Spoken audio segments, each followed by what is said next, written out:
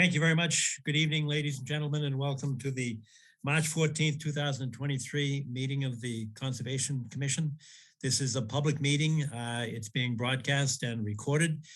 We have two formal rules. One is that we introduce ourselves, and the second is that we invite everyone to speak, but to do so, we do ask that you identify yourself. And then we do invite your questions and comments. My name is John Kiernan. I'll just do this by looking what I see on the screen. Steve, can you introduce yourself? Steve Ibis, Conservation Agent. Tom Palmer. Tom Palmer, member at Concom. Wendy Garpo. Wendy, you're on mute. You're muted. Sorry about that. Okay. Good evening. I'm Wendy Garpo, one of the commissioners. Thanks, Wendy. And Hans, good evening. Hi, Hans Van Lingen, Conservation Commissioner. All right, we have our quorum. We're ready to go. Before we begin with the agenda, I want to point out to the public that we are going to continue some of the items, and rather than wait until we get there, I want to alert the public initially. If you look at 8, 9, and 10, 8 is a request for determination of applicability at Brush Hill Lane and 0 Milton Avenue. They have formally written and requested a continuance, which we grant. 9 and 10 are both at 1259 Brush Hill Road. One is for Lot C, one is for Lot D. I believe they are asking for a continuance, but I haven't received it in writing. If anybody is here, I invite you to speak, but I think those are going to be continued. Steve, is that your understanding as well? That is my understanding as well. Yes, yes, John. All right.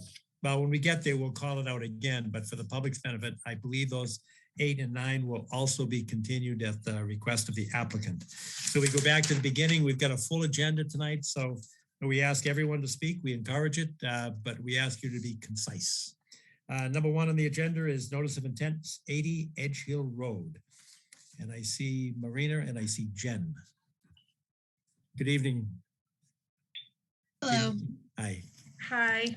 Good evening. My name is Marina Fernandez. I'm the town engineer here in the town of Milton. As you know, this is Jen Johnson. She is a senior engineer with Niche Engineering. She's been working with us on the design of this proposed project.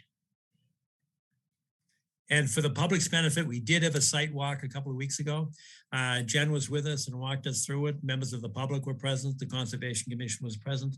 And at the time, we asked for a little bit of additional information having to do with the ponding and how deep it would be and how long it would last. And Jen, I saw your letter.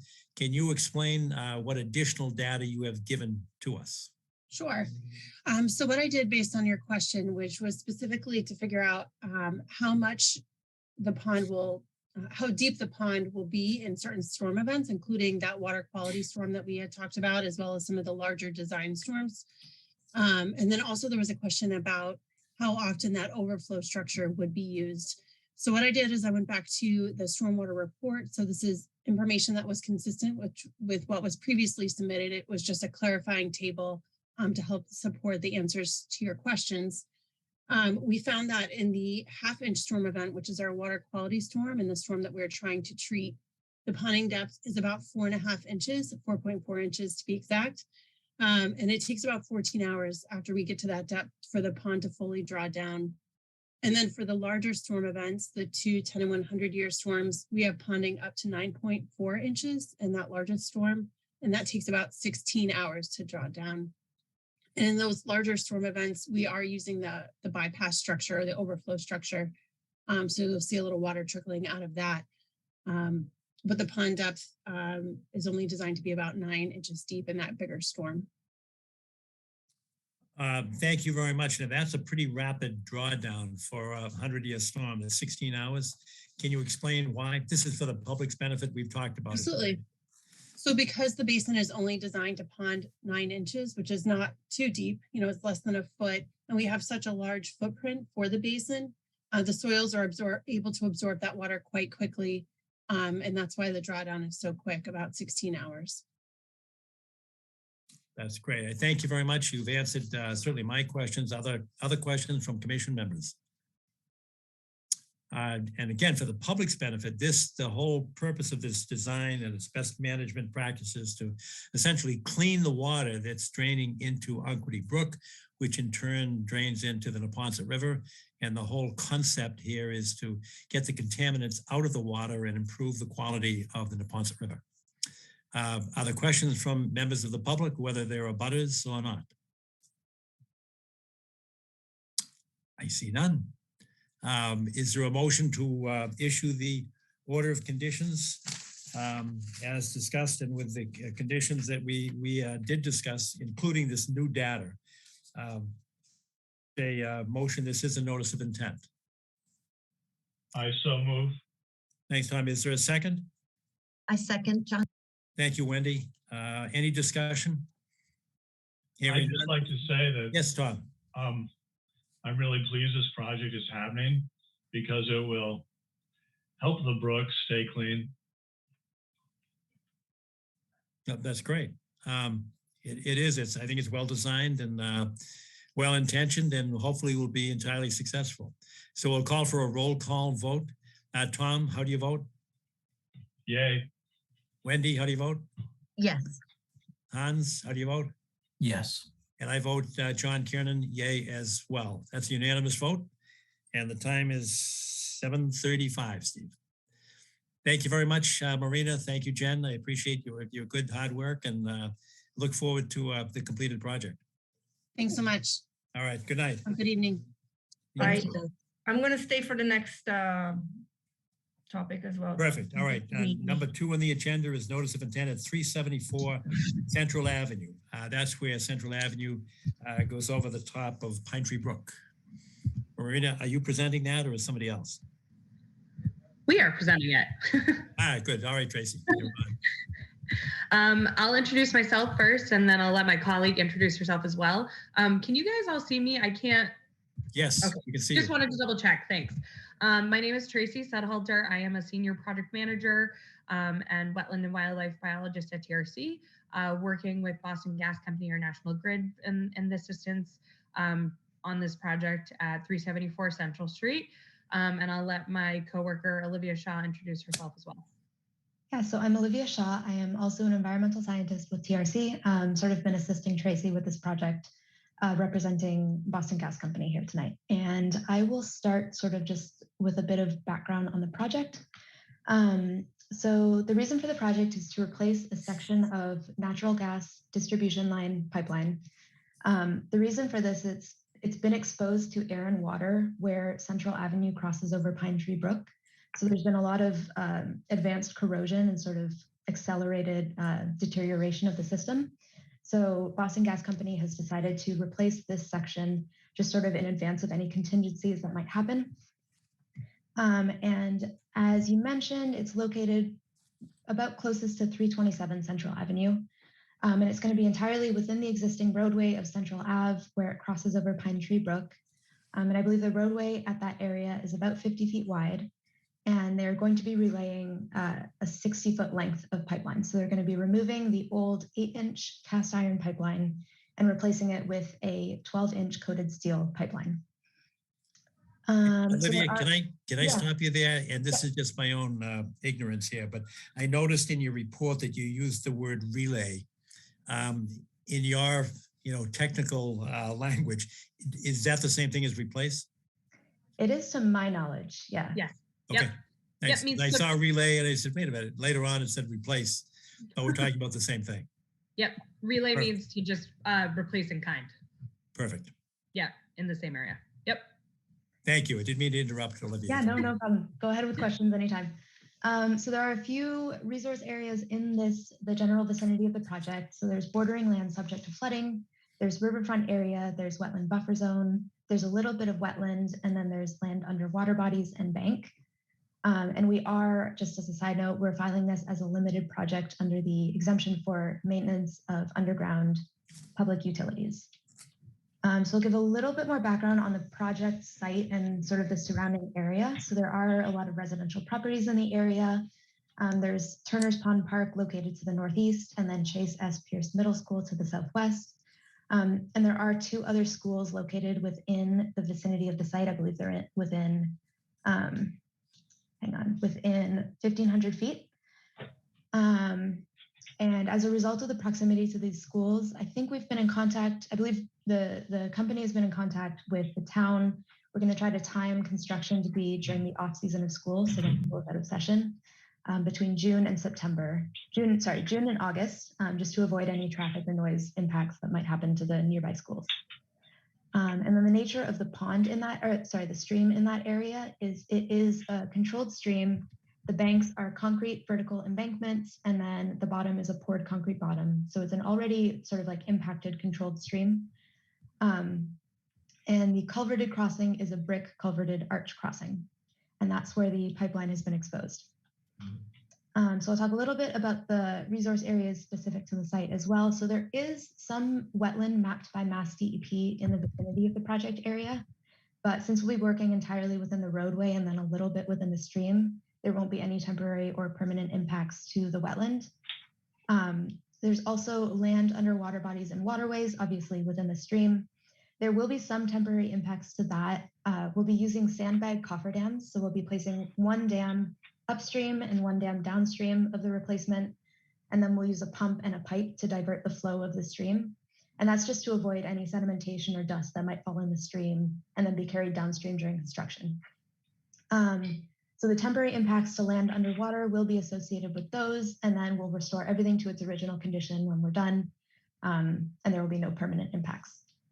And then there will be another set of impacts to the sort of like the buffer zones, which are riverfront area, bordering land subject to flooding, and then a 100-foot buffer zone. And those will be associated with the excavation and the trenching within the roadway, the relaying or replacement of the pipeline, and potentially some temporary stockpiling of materials, which will also be located within the roadway. But as with the stream, everything will be restored to its original condition at the end. The road will be repaved, and there will be no permanent impacts to any of these resource areas. And we also looked at the bank of the streams, and because the nature of the banks is a really solid concrete, the placement of the sandbag cofferdams won't have any impacts, temporary or permanent, on the banks. And we won't be doing any work directly in the banks. And then just to be extra careful, we did another search of Mass GIS databases, and we double checked there are no outstanding resource waters, areas of critical environmental concern, or any natural heritage priority or estimated habitats in the area of the project. Olivia, thank you. About 10 years ago, we permitted a project. I can't remember if the applicant was DCR or I think it was, but they were cleaning up the Pine Tree Brook, Okay. A little bit downstream of where you were, and they had some equipment, but it was very specialized equipment with very large rubber wheels. If they were in the brook, do you intend to put any equipment in the brook? Not aside from the sandbag cofferdams. Yeah, No. That's it. Okay. The only other thing that was sort of in the brook, they are looking at placing a net directly under the culverted arch. That will be sitting above the brook, and they'll be using that to catch debris and any items like that may fall, but that won't be placed in the brook using any kind of equipment. All the placement of material in the sandbags, both upstream and downstream, will be placed without using electronic machinery. All right. Apropos of that very point, we did a project. There's a pedestrian bridge down near the Baker Chocolate Factory. And again, I can't recall who the applicant was, but it was state driven. And they were cutting some steel there. And the concern that we had was lead paint. Is there any lead paint on your pipes? And I assume you have to cut the pipes to pull them out. That's a wonderful question. I actually do not have the answer to that. I would have to ask the engineers. To my knowledge, there is not, but I would not, feel comfortable telling you with 100% certainty that there's not. That's something we can ask the engineers and get back to you, and kind of get that information back to you. But I just wouldn't want to give you information that may or may not be correct. While you're looking into that, can you also check, is there any chance of it being asbestos wrapped or anything like that? I will also ask that as well. In terms of access to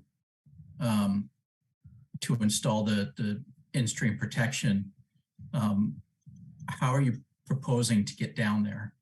I don't. Yeah. It's a very. Yeah, sure. We can talk about that. So essentially the plan is to walk the sandbags down. They will also be using a pump to remove water. So essentially they'll put the upstream cofferdams in place first and start pumping water, and then they'll put the downstream one in as well. Or might have been the other way around. Either way, they'll be hand placing them. And so my understanding. Walked in from where? Is there access along the side of the bridge, or is there a separate point where you have to? I believe they're walking in from the side of the bridge. Okay. Yeah.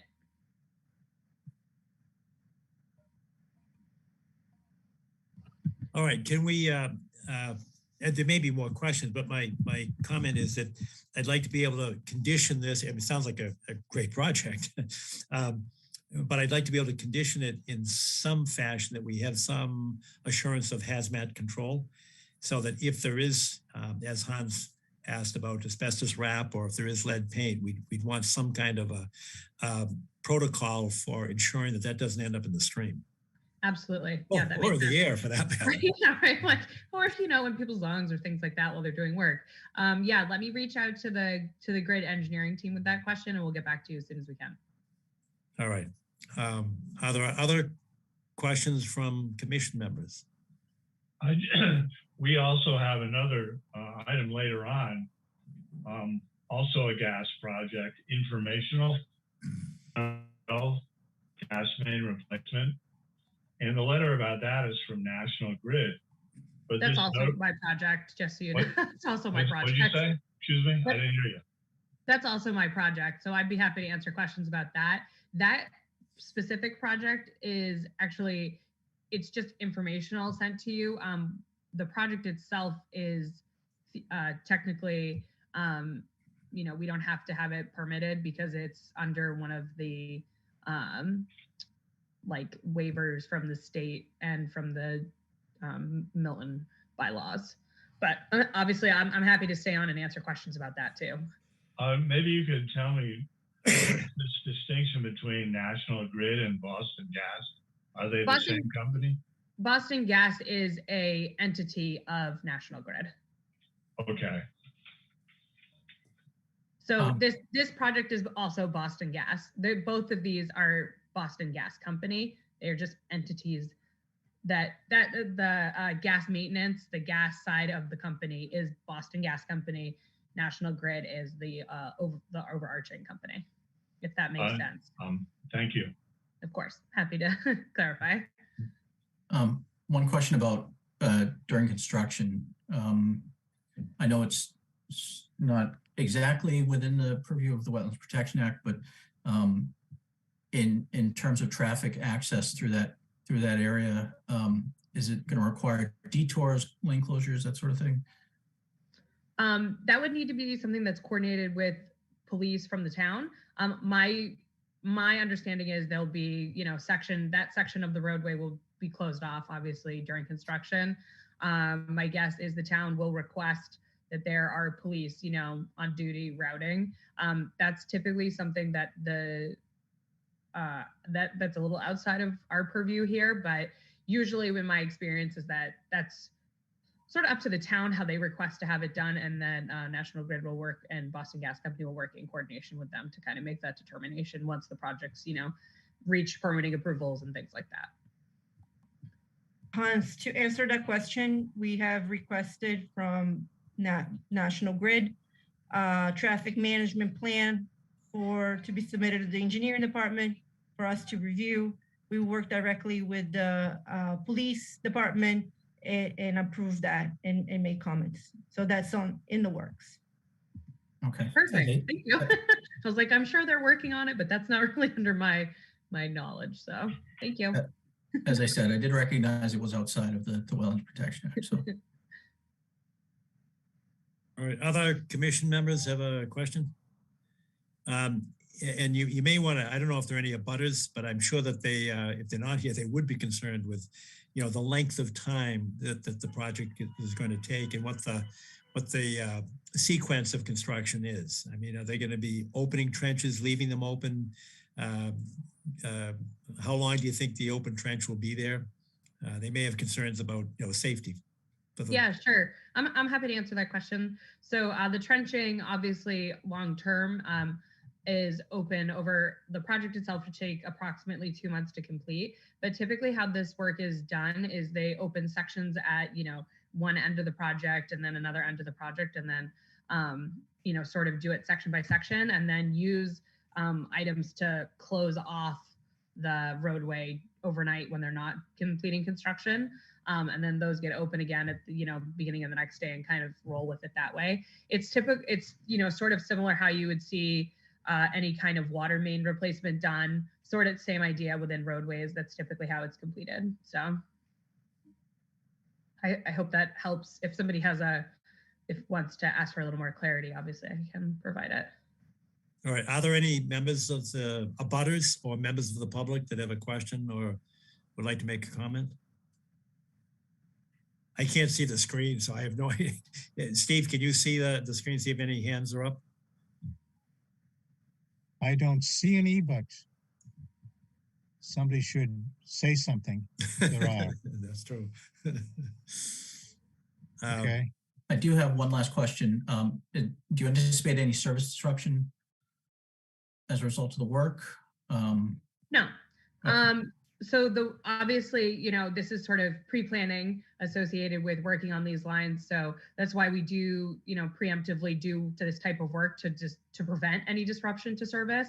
The Boston Gas Company will obviously shut off this section of pipe during construction for obvious reasons, and then they will reroute around the rest of the system to provide and maintain service for their customers in the area, so that there isn't disruption. That's part of why we do these projects, make sure that we're staying on top of them and doing maintenance so that we don't have disruptions to service. So like there might have been if there had been an emergency, and then it prevents that from happening. Perfect. Appreciate the answer. All right, my thought is, and Steve, you might be able to help out with this, or actually anybody can help out with it, but I'd like to have some kind of a, number one, a pre-construction meeting. And I think Marina has already indicated that that's going to happen for us, coordinating with traffic and police, et cetera. But in addition, I'd like to have Steve Ivas participate in the pre-construction meeting to make sure that we have in hand some kind of a hazmat control plan, so that if there is lead paint or asbestos encountered, we have a mechanism already in place to respond to that. So I think that should be part of the order of conditions. In addition, right now you said there's no equipment, but rather than us putting a condition on it and saying that thou shalt not have any equipment in the brook, it might make sense to say that if there are field changes that require it, that you contact the Conservation Commission so that we can approve the type of equipment that goes into the brook, as we did in that permit that I mentioned, I don't know, whatever, it was 10 years ago. It was special equipment, so they didn't just put a bobcat, into the middle of the stream. Perfect. No, I think that makes a lot of sense, and I think that would work great. All right, Steve, do you have any ideas as to how to, phrase that condition that to the extent that any hazardous materials are encountered, that the applicant would be required to submit a hazmat control plan specifically designed to keep it out of the air and keep it out of the brook, whether it's asbestos or lead that's, friable or airable, I guess. I think you just said it, John. All right. Perfect. All right. Yeah, and I was going to say I've already sent an email out to the client as we were speaking. So hopefully, I'll reach out to Steve as soon as I get any more information and can pass that along as well. Before anything, should have you an answer fairly quickly. So. All right. So for conditions of an order of conditions, I suggest that we have a hazmat control plan, that there be a pre-construction meeting. And obviously you're going to have that with the town engineer, but we'd like to participate. That is, a Concom would like to be represented at that pre-construction meeting as well. In addition, I'd like to make sure that if any equipment is going to be become necessary, that before it enters the brook itself, there'd be notice given to us to approve the kind of equipment entering the stream itself. Because as you know, our big concern is you put hydraulic equipment in there, you know you're going to pop a hose, and we're going to have some kind of petroleum product in the stream. Yeah, that's always how it works, right? Yes, right. It's the way they're made. So that would be a condition as well, that we receive notice and approve the kind of equipment that's going into the stream if it becomes necessary. Any other, Wendy, I'm looking at you. I know you're on mute. Did you have any thoughts or comments? I can't hear you. The wonders of being muted. There we go. My apologies. Nothing that hasn't been addressed. Thank you, John. All right, Tom, anything else? I'm good. All right, Hans? No, I'm good. All right, so is there such a motion with the conditions that we've discussed? I'll make that motion. All right, thanks, Hans. Is there a second? I'll second it. All right, any discussion? We'll take a roll call vote then. Tom Palmer, how do you vote? Yay. Wendy, how do you vote? Yes. Hans, how do you vote? Yes. And I vote yay as well, John Kiernan. That's a unanimous vote. Thank you very much, Tracy and Olivia. Thank you so much for having us. We've appreciated the opportunity to speak with you. And Steve, I will look forward to meeting you in person for a site walk. So looking forward to it. All right, great. Thank you all. Quick question. Yes. Would you like me to stay on for the other Boston Gas Company project at the very end? Would you like me to stand by in case you have questions, or are you good? I'm happy. Yes, right. I mean, if it is an informational item. Yeah. And it might make sense. We usually don't adjust the agenda, because if the public is watching the agenda, then somebody might join later on. Yeah. No, totally fine. I can hop back off and put my daughter to bed and jump back on at the end of the meeting, if that's helpful. Oh, that's great. That'd be perfect. Okay. I just don't want to, trick the public. Totally fine. I'll be back at the end of the meeting and I'll speak with you all again then. Oh, Tracy, thank you very much. Thanks. Okay. Next on the agenda is number 3, notice of intent, 107, 111 Highland Street and lot K-2-2. Good evening, Ned. Are you presenting tonight? I am presenting a quick overview and handing off to team members. I am Ned Corcoran, for the record, representing Northbridge Companies LLC, which has property at 107, 111, and what I guess I'd call 0 Highland Street, under agreement with the Milton Hospital, and is pursuing development of a memory care facility. Quick overview: this property was historically a farm that was subdivided in the 80s to 4 lots. One of the lots was sold, developed, and is now occupied by Karen Bacardi and her family. 3 other lots had not that one, that one. 107 is at the upper corner. It was a single family dwelling. That dwelling was raised a couple of years ago. 111 Highland is sort of in the middle. There's an old unoccupied dwelling there, and then 0 Highland was never developed. It was really sort of a wooded, it was a field, and then it became woods. In 2015, the planning board conducted a master plan process, and this site was called out for development of assisted living, specifically by the master plan. Pursuant to that, the hospital went into a procurement process over the last few years and selected Northbridge to pursue a memory care, which is a lower impact form of assisted living than standard assisted living, largely because occupants don't drive. And so the traffic is somewhat minimized. A year ago tonight, town meeting passed zoning authorizing this property to be developed for that purpose, subject to a special permit before the planning board. and a hearing will start on that application on Thursday evening with the planning board this coming Thursday, March 16th.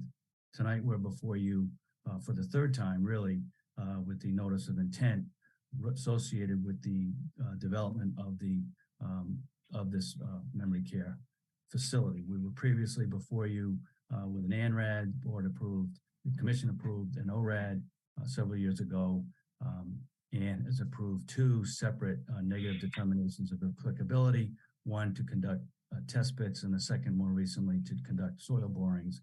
And those borings were conducted in December.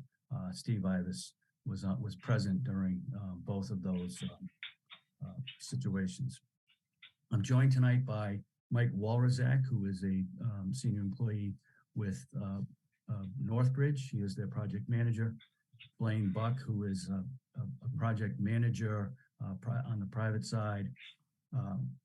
Paul Avery, who was the project engineer and who filed the notice of intent in this case, and Art Allen, who was an environmental scientist with Ecotech, who did the original wetlands delineation report and has worked with us on invasive species management more recently.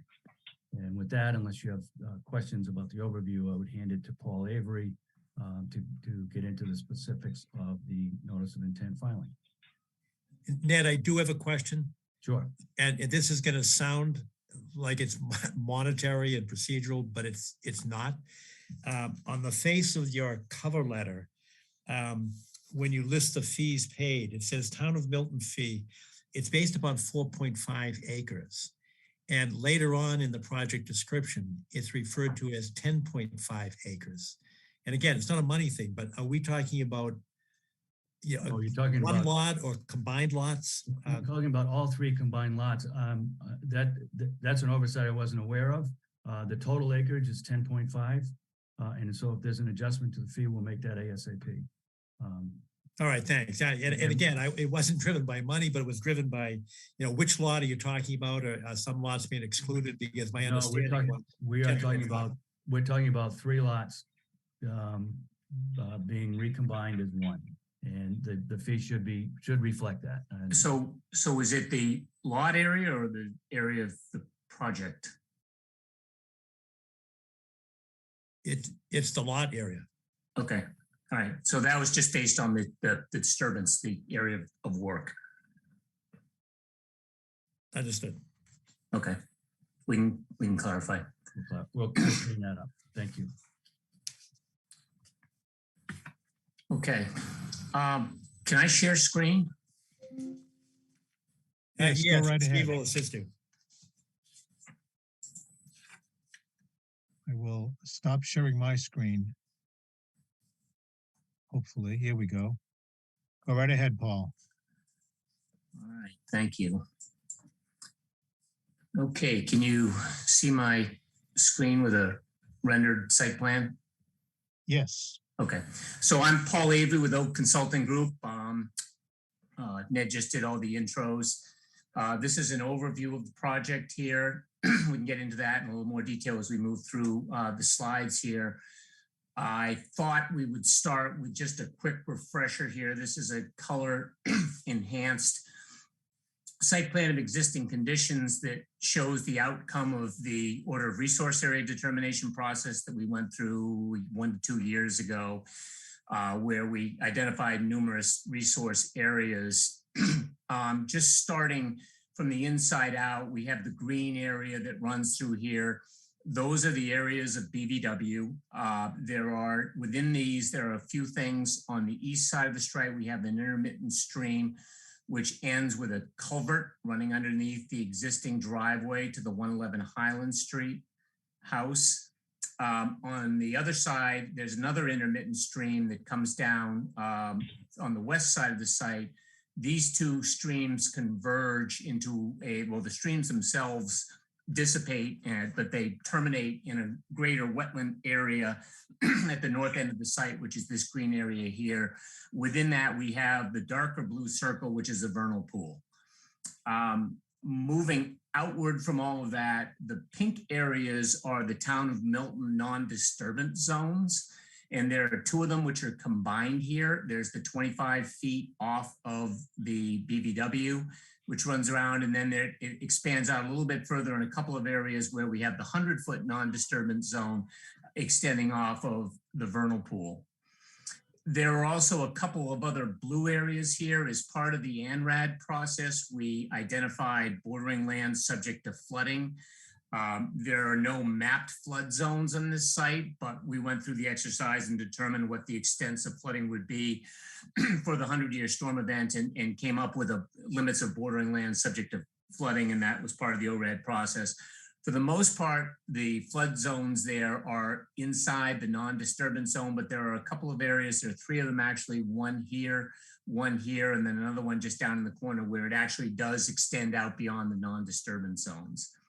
And then finally, the yellow areas here, that's just the 100-foot buffer zone to the BVW under the State Wetlands Protection Act.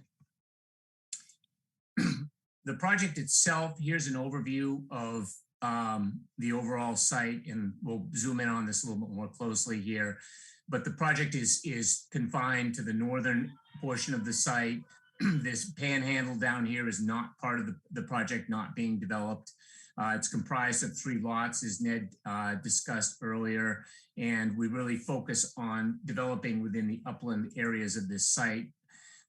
This is a more detailed layout here, and if we want to come back to this, we can. We have retaining walls here to minimize the amount of impacts to the wetlands. So there's retaining walls around the site. We've got the non-disturbance zones here, which are a little clearer in the next slide.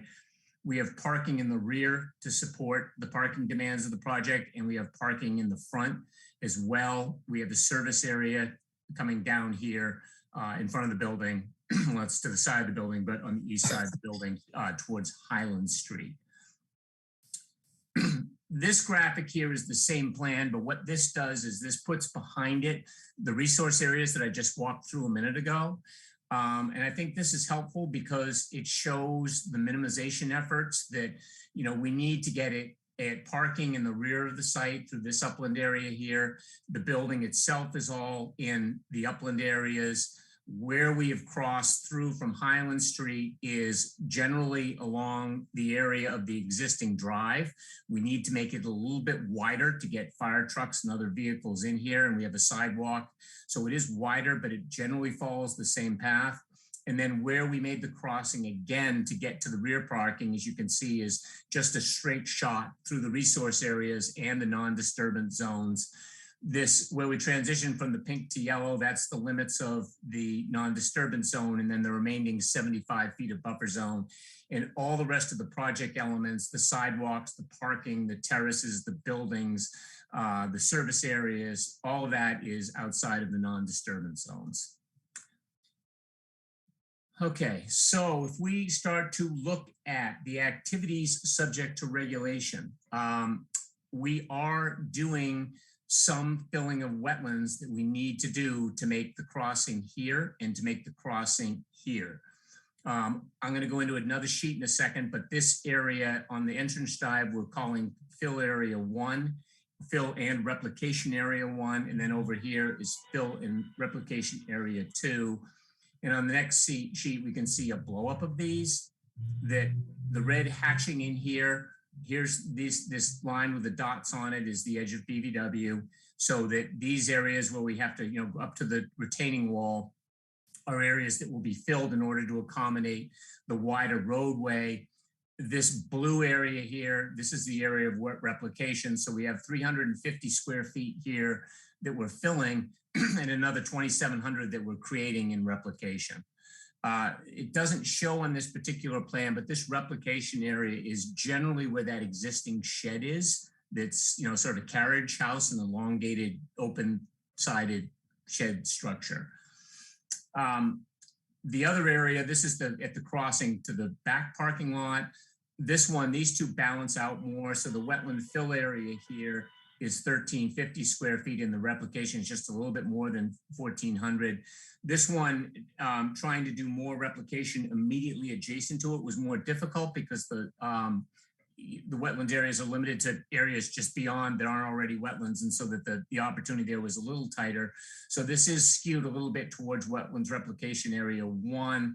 I have a summary here that basically shows that here's the fill area, 350 fill, 2,700 replication for 1, and then 1,350 and 400, with net gains of, 2,400 total, and the replication ratio ends up being 2.41 to 1. Okay. Art Allen is on the phone. He is the author of the protocol here that talks about all the plantings we're going to do, the methods and procedures. Do we want to go into that now, or do we want to keep going? I have a question about that. Okay. Tom Palmer speaking. I noted page 8 of the narrative, invasive species management. The applicant understands that there are various invasive species, including Japanese knotweed, present at the site, both within and beyond the proposed limits of work, and that these species are of concern to the town of Milton. I didn't see a plan that showed where invasives were, but I know that there's knotweed all up and down the street edge and elsewhere on the property. And I would suggest that the site be mapped for invasives so that this plan can be more specific about what exactly is going to be done. If they were to be removed, as it describes on one of the plans, there's a routine described for removing the knotweed. I think that has to be accompanied by planting, because the removal will leave a lot of space for things to grow. And if you don't plant, you will get another invasive, maybe. So I just like to argue for a little more completeness about that aspect of the project. Okay.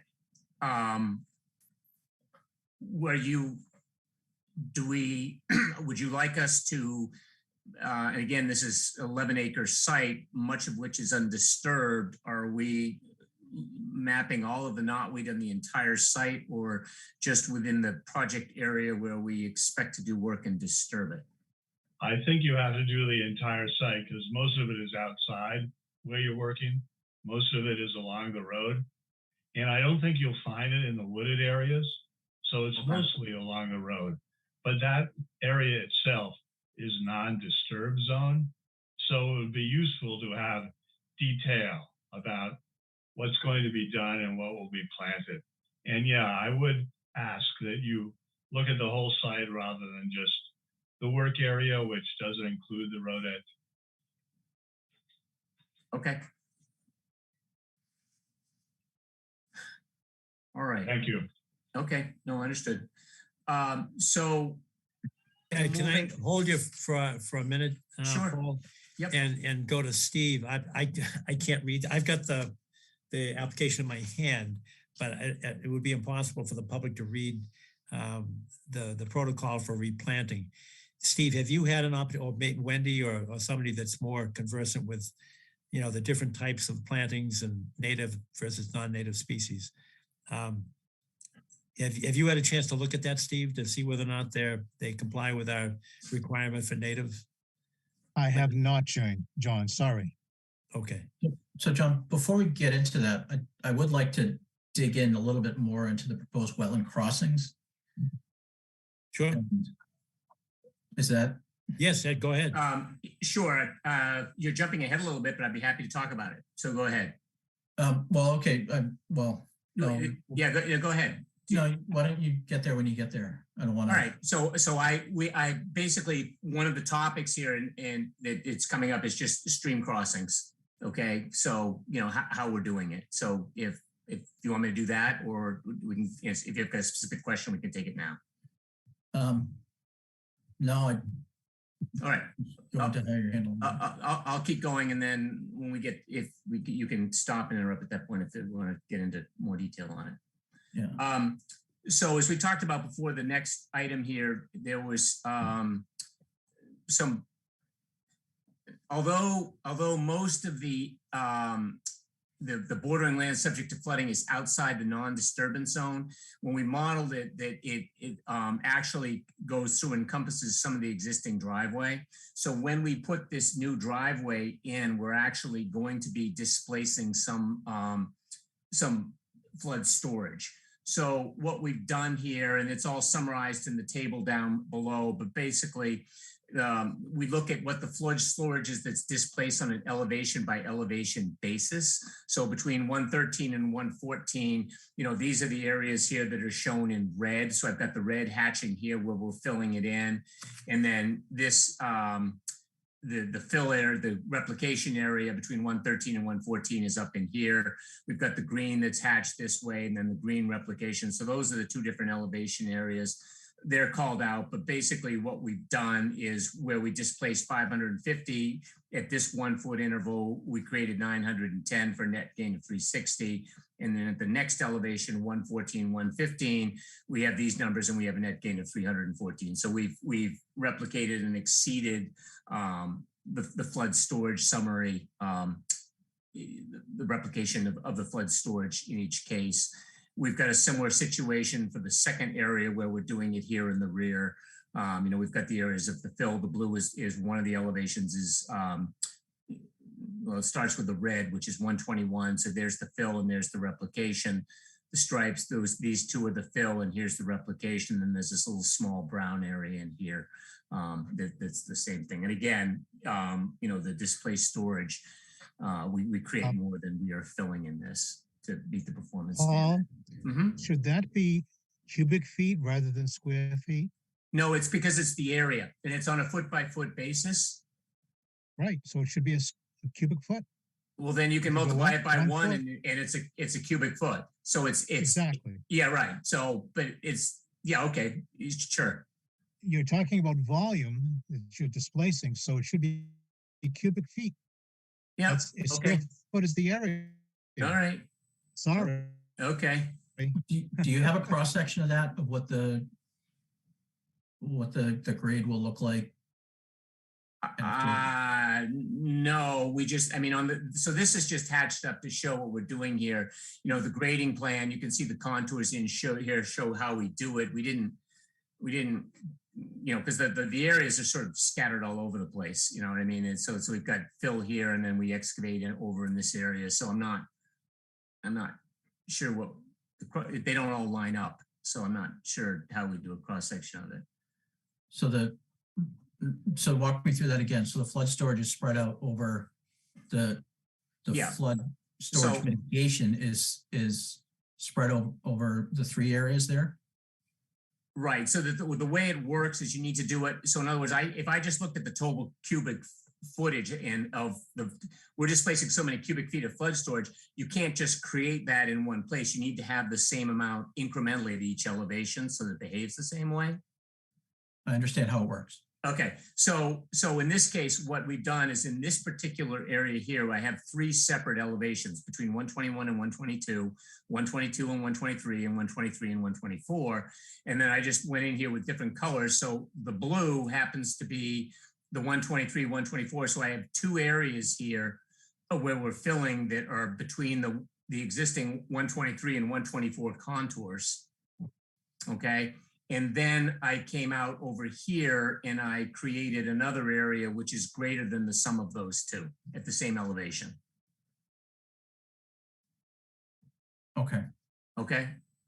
And so the flood storage mitigation area is just the area that doesn't have the hatch. It's that blue. It's with the dots. So the one with the lines is what's being filled, and then the same color with the dots is what's being created. Okay. So you could actually create a cross section of that elevation profile right there. Of what the material that you're removing to create that storage volume. That's what I'm saying. Okay. But no, it's a small area, so I guess it's not a huge deal. Okay. All right. Any other thing else on the flood storage at the moment? I think I'm jumping ahead, but it does relate to flood storage. When you're in the stream crossings, I'm at the very top of page 7. Mhm. When you're talking about mitigation downstream. And it says at the very top of the page 7, replacing this culvert with an unrestricted stream crossing would increase downstream flooding, regardless of the proposed project. Yep. These reasons, a larger but similar culvert configuration is proposed. So I'm trying to figure this out because essentially I think what you're saying is that a larger culvert will decrease the flooding downstream. No, so this is how the design evolved, okay? That we looked at starting with the crossing at the rear, okay? That we had the intermittent stream here and we treated this as a stream crossing, okay? So what we did here, and this is the stream crossing, and we're putting in a box culvert here that's 10 feet wide and 4 feet high, and we have an openness ratio of 0.93. Okay, so what this does is by doing this intermittent stream crossing here, we basically protect the natural characteristics of the stream that will let wildlife go through it and all the other things that we're trying to do. We attempted to do that on the front driveway crossing as well. So this is kind of a design evolution thing. And when we first did it and we ran the numbers, it's like, well, look at this. We can, because of the stormwater detention practices we're putting in, we can actually build that front one like a stream crossing like this with the box culvert, and we still don't have an increase in peak runoff. We had a preliminary meeting with Tetra Tech, who's doing a peer review of all of this for the planning board. And they basically said, well, that's great, but we also want you to look at the upstream sources. So if we just look at the runoff from this site, we could put in a box culvert like this under the driveway as well without increasing the peak runoff because of the other things that we're doing. But when you start to look at all the other water that comes through here, that's not the case anymore. So if we put a box culvert in up front, it would result in an increase in peak runoff for like the 100-year storm event, but it's not until that happens that you had a problem. So what we did was we then just said, well, let's just take it down from a box culvert to a 36-inch pipe. So it looks like, and I should probably just change it back to a 24-inch pipe because I think it will work. But it looks like, why are you putting in a bigger pipe? It's like, well, we put in a bigger pipe just because we are trying to get as close as we could to, the stream crossing objectives. But you can't have a box culvert or you just create flooding impacts, not because of the project, but because of all the water that runs through the east intermittent stream from offsite. So it's sort of an evolution of design. Is it confusing? Does it make sense that we could probably just reduce the size of that pipe down to 24 inches? I haven't run the numbers on it yet, but we probably could, and it would probably still be fine. But if you're reducing the size of the culvert or you're reducing the size of the pipe, where does the water go? Well, the existing driveway culvert creates a ponding behind it in the wetlands. Okay, so if I jump ahead here to where is it here? Let me get my right sheet. Where is it? Hang on. There it is. Okay. So here's the plan right now. This is the 36-inch culvert that's currently proposed here. The existing culvert in this area is only 24. Okay. What happens is there is a tremendous amount of water that comes flowing through this intermittent stream from offsite to the south, not from the site itself, but from offsite. And I was going to get to that in a second too. So that this area here, this wetland area, serves as like a detention pond because it's constrained by a 24-inch pipe. Okay. We, at the moment, this plan has increasing that for a 36-inch pipe because that still results in a decrease in peak runoff, even though it's bigger than the one that's there now. Okay. the smaller one would probably reduce it more, and theoretically you would think so, but you've got to be careful with that because sometimes the timing is such that you're better off to let more water go through sooner than to hold it all back for a big surge at the end. So in all likelihood, if we kept this pipe, this pipe right here as a 24-inch, which it is now, it would probably work fine, but I haven't run the numbers and I'd want to do so before I committed to replacing it or changing it. I think I'm confusing you.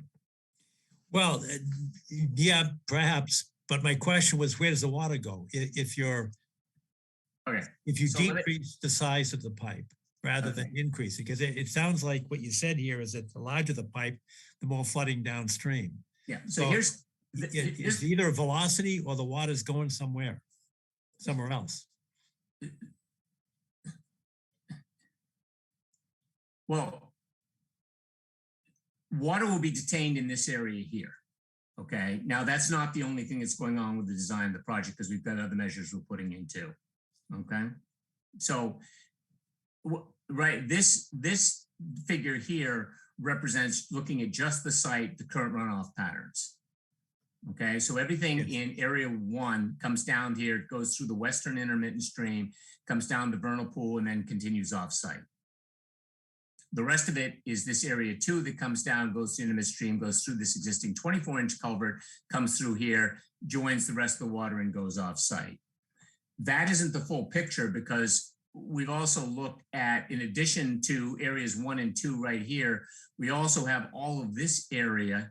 So basically this OSE, which stands for Offsite East, this entire area here also works its way down and goes through this stream. Okay, so the existing culvert and the proposed culverts both serve as bottlenecks that detain water in this wetland area here. When it goes through, it joins up with the rest of it. There's further detention that happens out in this area just because we have such a large wetland area with a stone outlet in it that's part of the wall that further detention takes place down beyond all of that. All right, so when the driveway is built, both going to the building and then around the building to the rear parking, is that going to be elevated? I know it's a stream crossing, so do you have retaining walls on one or both sides of the? Yeah, we do. So basically there's a cross section in the plans that looks like this. This doesn't show the culverts, but this is what the driveway cross section looks like. Got it. All right. Okay. So do you expect ponding on the upstream side? I know there's some currently, I get it. Yes, there will still be ponding on the upstream side. Now, I think, quite frankly, I think I should go back and look and see whether we could replace that 36-inch one to keep it as a 24. I might as well just do it, okay? Because everybody seems to, why is it a 36? Why are you making it bigger? The reason why it's bigger is because we tried to put in a box culvert and I didn't make it any smaller than we needed to try to keep as much of an open channel as we could. But, we should look at what happens if we keep it as a 24. That would be make the detention behind the driveway consistent with what it is today. With a larger pipe, it'll probably be a little bit less than it is now.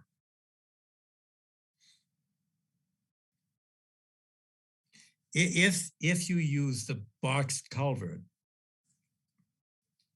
which would allow the stream pretty much unrestricted access downstream, where would the flooding take place? Downstream. So the way right. But I mean, is it closer to, on one of your other maps you showed, like we could get oriented as to like where the vernal pool is, et cetera. Yeah, okay. So this is turned 90 degrees, okay, from what we had before. Yes. Here's Highland Street. Here's the vernal pool.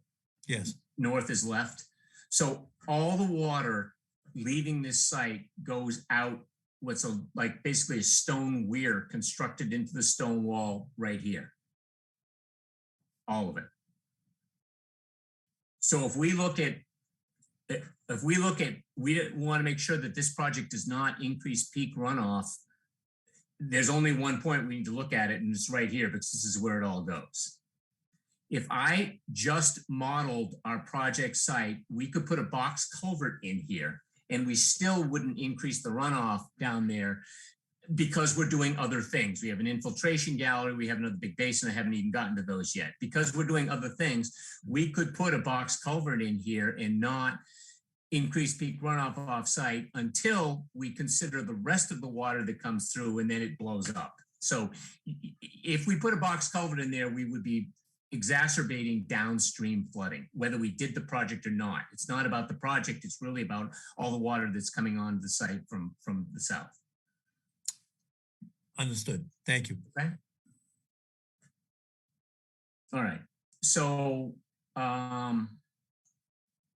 that was the discussion on the box culverts and the stream crossings.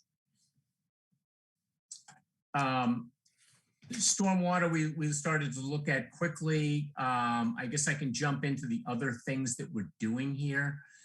The blue, you can see it, I hope, is the proposed drainage structures that we have runoff that comes down the driveway. We're collecting it with two catch basins. There's a water quality unit to treat it for total suspended solids. We have a riprap outfall and then a further vegetated swale before it goes into the wetlands.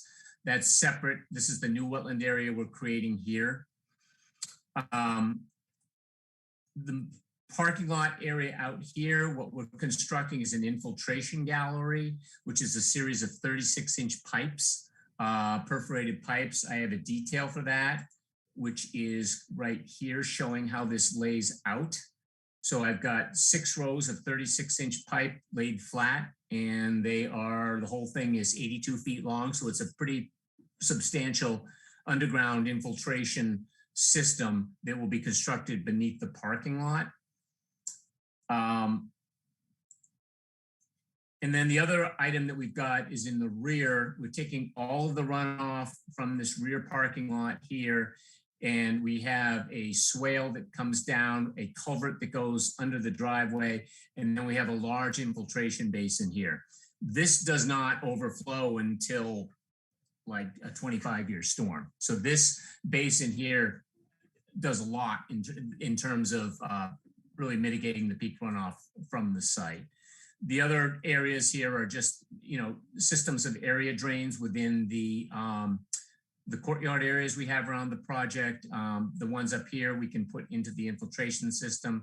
These ones out here, we don't have the opportunity to it, but all of these get modeled together, and we run the various storm events. We ran 5-year, 10-year, 50, 25, 50, I forget which, and 100-year storm, and show a decrease in peak runoff for all storm of those events from the site itself, and also when we put in all the upstream sources too.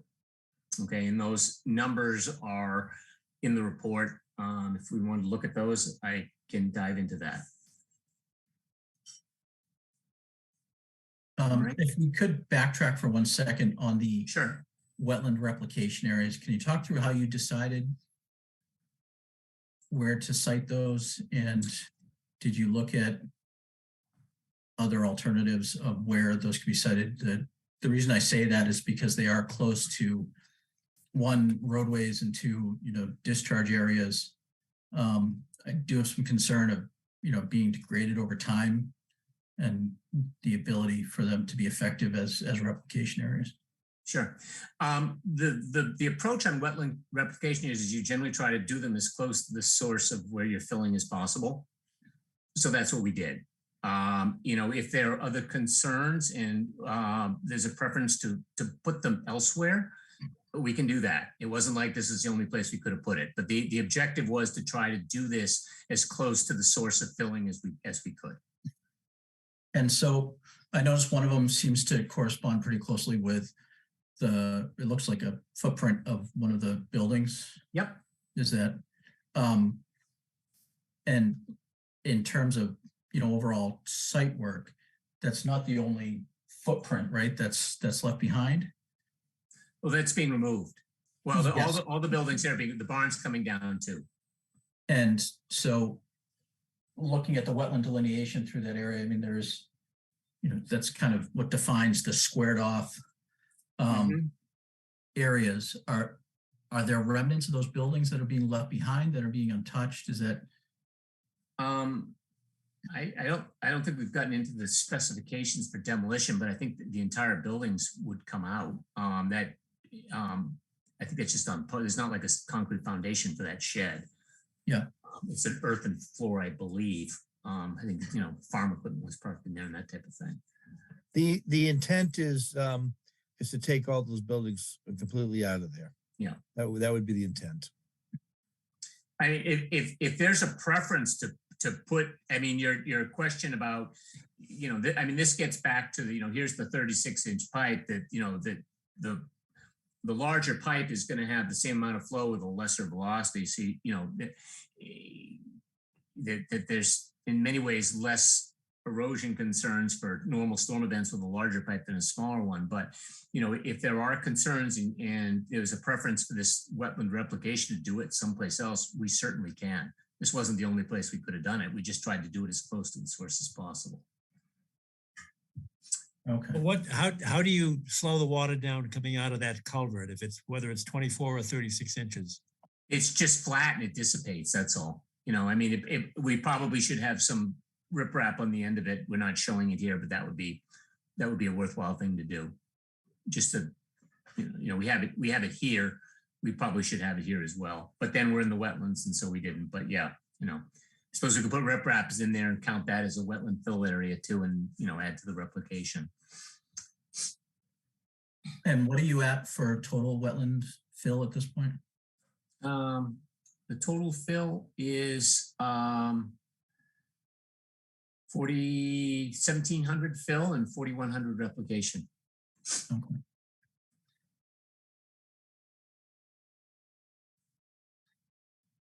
Would you rather see it elsewhere?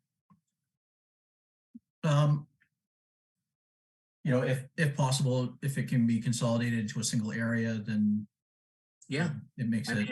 There's lots of opportunities to do that. So, we could take, because we've got two separate wetlands replication areas. I mean, we could just, combine this one and create a single one that's is bigger than those two and a more protected area. There's enough room to work with here. I'm not really worried about that. We could definitely do it. If I could, this is Art Allen from Ecotech. If I could just jump in briefly. Sure. I worked on the selection and the design process for these replication areas. And that's actually having the replication as close as possible to the impact is actually one of the performance standards in the regulations. So that was driving the location of these areas. And then, and then that area where the existing carriage shed is, I mean, that's obviously degraded area, likely a prior filled wetland. And, and taking that structure out and putting wetland back in there is a real benefit. And that's kind of what got the numbers up so high, basically just reclaiming that carriage shed area and restoring the wetland in there. So I mean, that's a degraded area. It's as close as possible to wetland fill 1. And then the other area, just finding a low area that's suitable in elevation that's as close as possible to fill area number 2 is what drove that other. Yeah. Other replication. Yeah, my concern was actually more about area 2, given that you have the swale there and the other, so having it close to that and, over time having just a discharge from a road that close to there, that was bigger concern than the other location. Yeah. Okay. Paul, those are all treated discharges, right? Those are treated discharges, and actually they don't really go towards the wetland. They go more page up than that. Okay. So. Okay. Yeah. No, and what you're saying about area 1 makes perfect sense. I fully agree. I didn't have, like I said, it was more the question relative to area 2 that I was, I brought that up. But if you're confident that any flow coming out of there will be going away from that area, then I'm fine with that. Okay. Yeah, and we can take a closer look, and if it, we could probably rotate the pipe a little bit to make sure that happens too.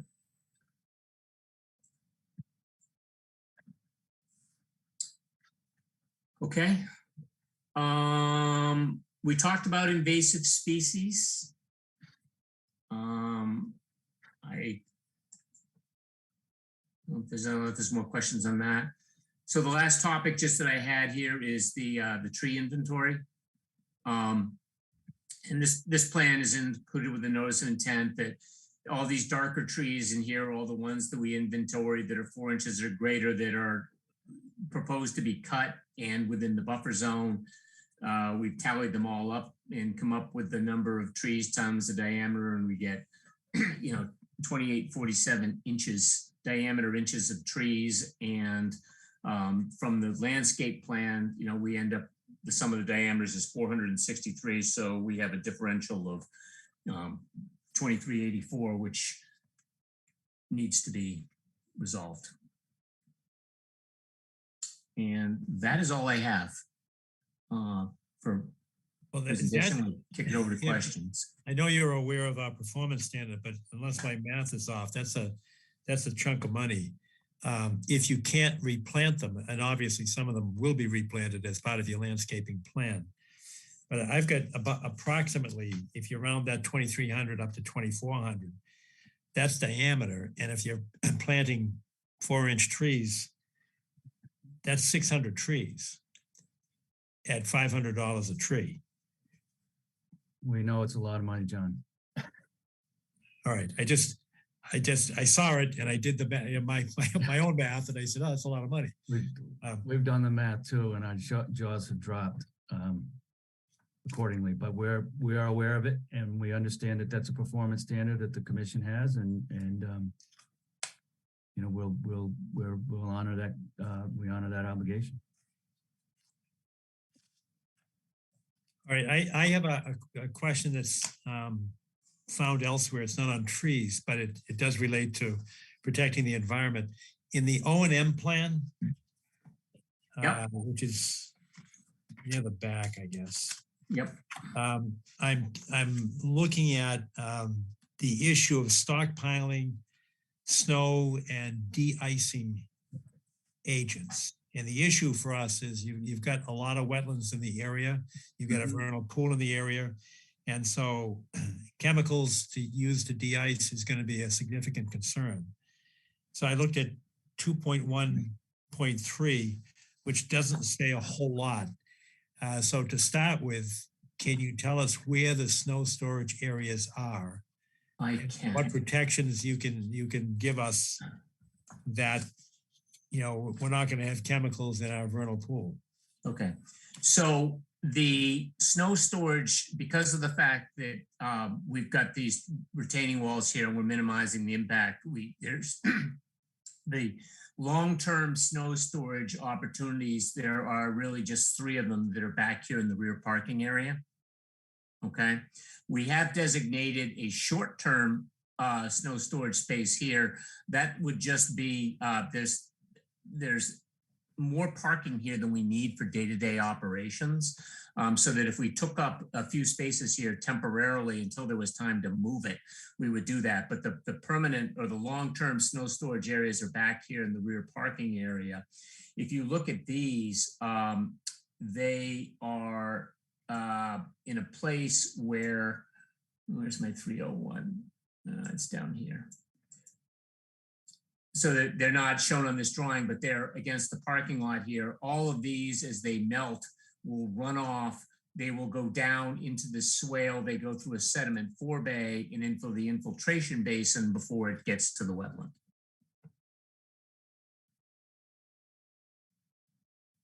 Again, we are worried about suspended solids, but we're more particularly interested in the chemicals.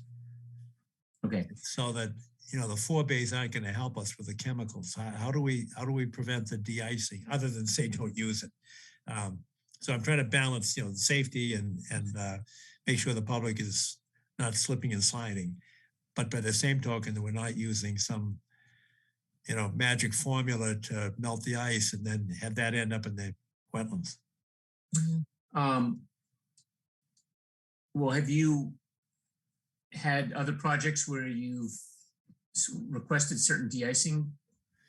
We did, yeah, and we've restricted the de-icing. We had the issue at 582 Blue Hill Avenue, and I wish Ingrid were here. She couldn't be with us tonight, but she's very conversant with chemicals and how to get rid of them. I know they have some relatively expensive some basins to remove chemicals. At least that was the discussion that we had at 582 Blue Hill Avenue. And I'm not sure if that's the mechanism or if it's simply saying, don't use chemicals. Because you're awfully close. And I'm looking where that is. I'm also looking over to the right where the vernal pool is. And you're awfully close. So I think we got to put our, creative collective genius to work here to figure out how to make sure that there are no chemicals that end up in the resource area. Well, de-icing, obviously, given the demographic here, is a real safety concern. So I have to take a look at, the practices here. Well, let's think about that, Paul. The demographic is such that the people who will be living there will not be driving, so they're being delivered to and from the front door. Most of the parking is for staff and occasional visitors. So staff would be parking to the rear, visitors would be parking to the front. So safety issue obviously is important. Does the commission have a list of chemicals or preferred chemicals to say that thou shalt not use A, B, and C, but you may use D, E, and F that we could look at? Steve, you may know this, but I don't think we have such a list, but every time we've confronted the issue, I've turned to Ingrid and said, Ingrid, tell us what chemicals we shouldn't be using or shouldn't be allowing. I think that's her specialty. I think we'd be happy to be restricted to chemicals that the commission is comfortable in allowing to be used. Is always just using sand and then creating some forebays to collect the sand. That's what many towns are going to these days. I know there is a trend going in that direction, just as there is to, get rid of the nitrogen fertilizers. And we want to make sure we keep up with the best practices. John, we can take a look at that and get back more specifically on that. All right. So on our list here of things to do and additional information, and part of it may be, we've certainly been out to the site, but I would like to see it staked so we have a better idea of where the buildings are going. And I'll tell you why I'm interested in that is if you look to the left of the diagram that's being shared, we see I guess is the property line, but I can't tell what's the distance between the parking lot or the building and the back lot line and the parking lot. And is there a buffer there? Is your landscaping plan putting trees in there? And I can't tell how far away from that is Winter Valley. And do you have plans for some kind of a sheltering buffer? Yeah. So the landscape plan is, it's cut off there. There's another sheet. I don't have it in my, I don't have it handy here. Let me see if I can get it. I probably have it here. Hold on.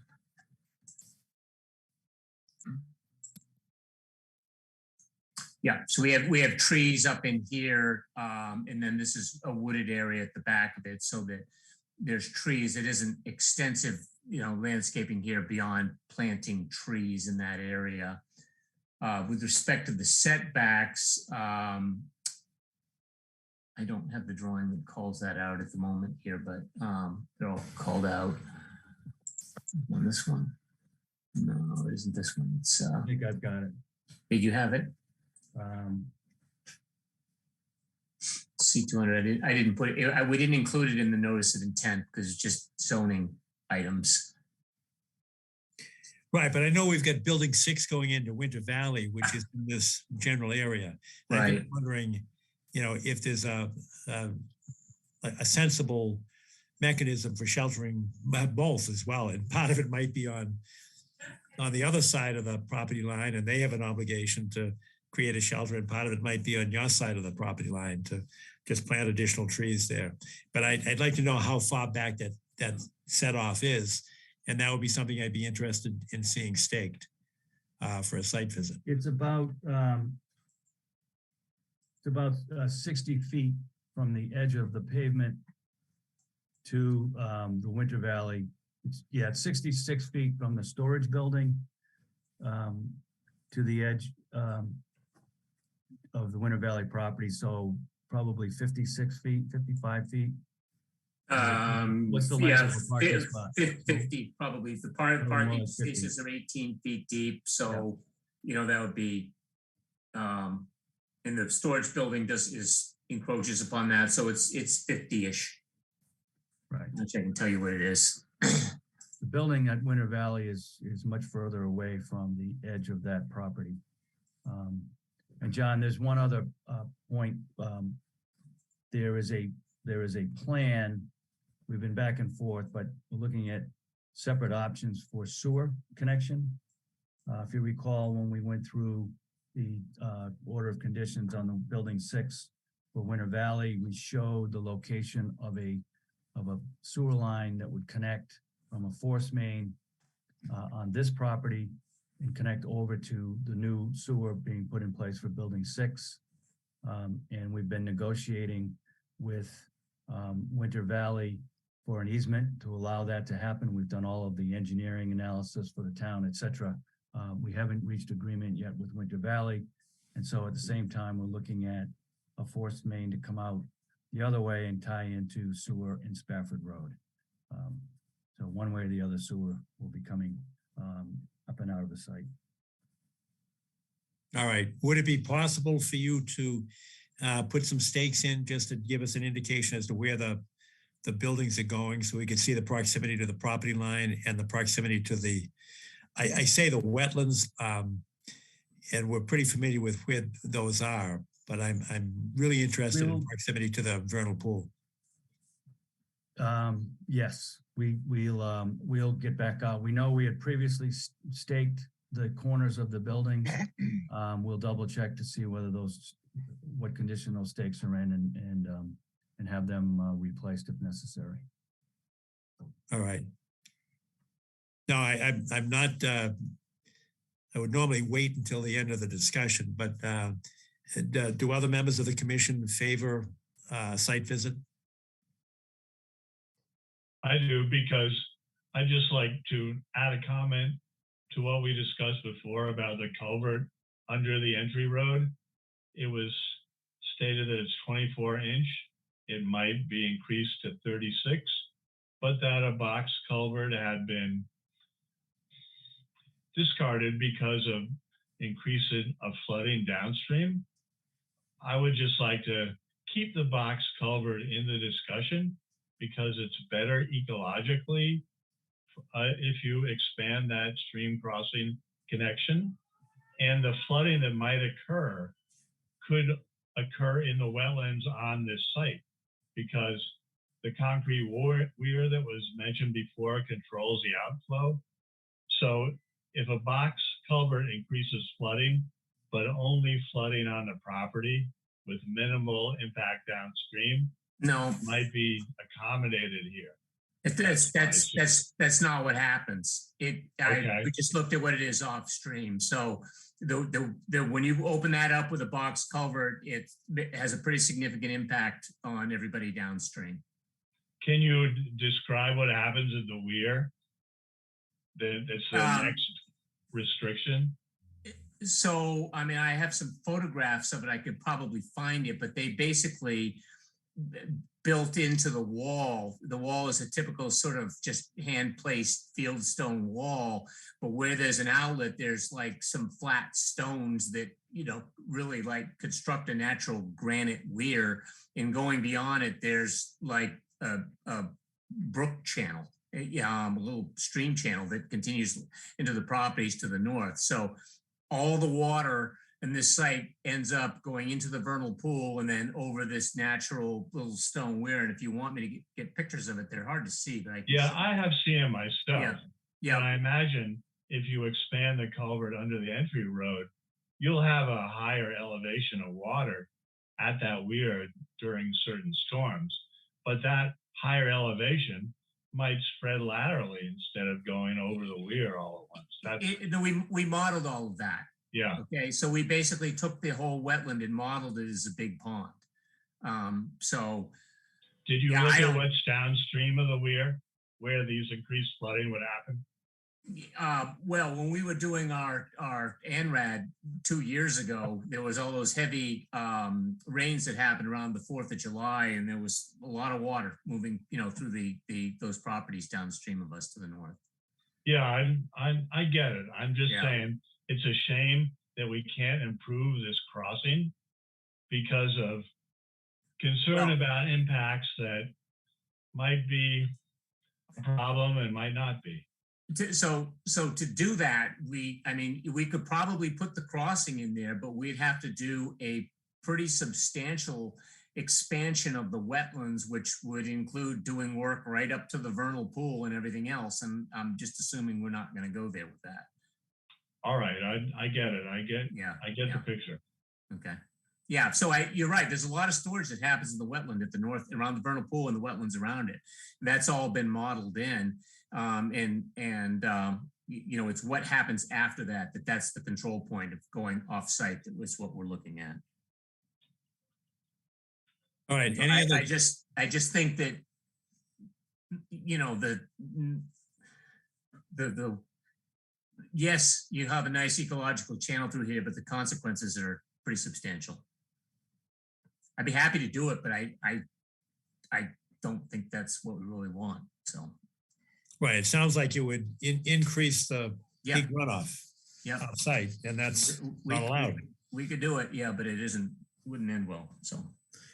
All right. Any other questions, comments from commissioners before we open up to public questions? Hearing none, abutters, members of the public that would like to ask a question or make a comment. And I can't see any hands raised. Oh, I see Brad, your hand is raised. Hi. Sorry, Bart, go ahead. No worries. Thank you, everyone. And I appreciate the opportunity to speak, and the discussion is very interesting. I had one question, and then I had some comments as well, but I'm not sure. Maybe I'll ask the question first and then wait. Sure. I think, there is some significant concern in the neighborhood about the impact on groundwater. I think we've learned throughout this process, most of us not being experts, that, a lot of steps are trying to be taken to contain runoff and to make sure things discharge on the site. But, the impact of cutting down, 230, 250 trees, whatever it is, in the middle of a wetland where, if we look at that detention area right by the road, there's 3 houses that are, a mere 20, 30 feet from there. Houses, like Teresa O'Brien and the Fioravantis at 138 Highland, Teresa at 42 Spafford, and I'm by the way from 11 Spafford, so probably about 700-800 feet down the hill, probably 20 feet lower. We're like today, for example, an all rain event, but maybe a couple of years ago would have been snow. Our sump pumps are running constantly. I can show you today. The pump in the front of my house did 500 cycles so far at around 4,192 gallons estimated.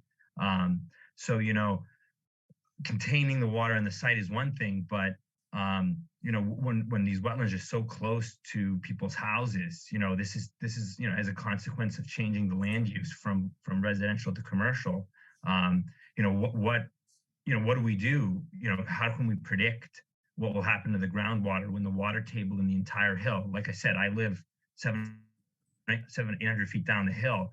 And, when we dug our post and rail fence out front, the fence guys are saying, I just dug 2 feet and I hit water. The whole hill is full of water. And I think Paul mentioned there's a tremendous amount of water coming down through the site, through these streams. So I think, I hope you can appreciate that many of us, we've spent thousands on pumps and French drains and, to combat this high water table. And so we are, very concerned about, obviously the stormwater and flooding on the surface level is one thing, but the groundwater itself, most of these houses are 100 years old with either field stone or poured concrete in the early days was very coarse. It's like basically just the water passes through no problem, unless you've taken some measures to mitigate and pump that out. So yes, that's my main question is on the groundwater. And if you look at one of these, I forget which one Paul showed, where you can see those 3 houses in particular that are right there, and then on the other side of the vernal pool on Highland, there's a series of houses, that it would be very close to all of this. So yeah, I'll pause there, and if anyone can talk to the groundwater concern, that would be very helpful. Is the question being asked somehow whether the groundwater on the Highland Street side of the wetland will rise as a result of this? Yeah, what's going to happen to the water table? I think, Ned, I think maybe you I think the question is that water flows downhill and will continue downhill through the site. It's not going to go up the hill and across Highland Street. Well, I'm not talking about surface water. I'm talking about the water table underneath that goes all the way down to Reedsdale. It goes all the way down to Can't Nav from this hill. So, all the way down Spafford, people are pumping water. I can take a video of the stream that's running down Spafford Road, from people pumping water out of their basements and around their foundations. So yes, it might be 5 or 10 feet, a little bit higher at one point in the crest of the road. But the water table underneath is the concern, and that can rise as a result of this. And I think, that's what we haven't heard is there any analysis of what happens to the water table and the groundwater? Because, we're talking about significant implications for, those houses are right there and they're already pumping day and night to keep the water table at bay. So that's a fair point, because we've been really focused in on stormwater runoff, and their obligation is to make sure that, when I say they, I'm referring to the applicant, is to ensure that there's no increase in the runoff. And you appreciate that, yes, I'm sure, but you've asked a different question, and that is what's going on under the surface. And we've had a number of projects lately, and we've been focused on mounding as an issue. It's like when you put a large body into a bathtub, the water goes up and over the side if the groundwater is close to the top of the bathtub. So to that extent, Paul, can you explain and give some level of confidence that the foundations that are going in, like the large body settling down into the bathtub, is not going to increase the groundwater laterally? Well, so what's really interesting about this, that we were talking about why we were putting in a 36-inch culvert versus a 24-inch culvert, that I would think that given that we have a low-lying wetland area here where it's surface water, that the surface water, the groundwater going under Highland Street would progress, generally following the topography of the land.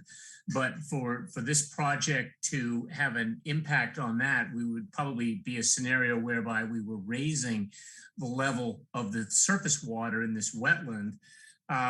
The 36-inch culvert versus the 24 will help move the water out of that area and probably be a positive benefit to the extent that there's an impact on Highland Street. So, we were going back, it's like, do we want the 24 or the 36? I think there's an argument to be made that the 36 would,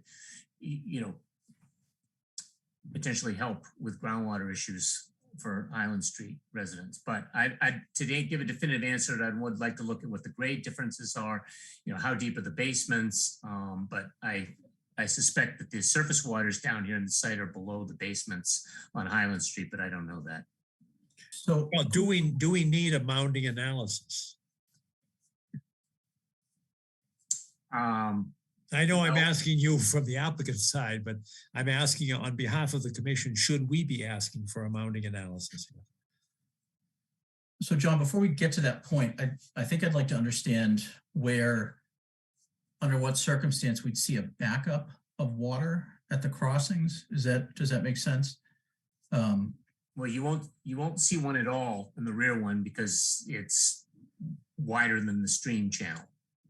So there's no bottleneck there at all with the box culvert. And so with the one up front, with the one up front, we would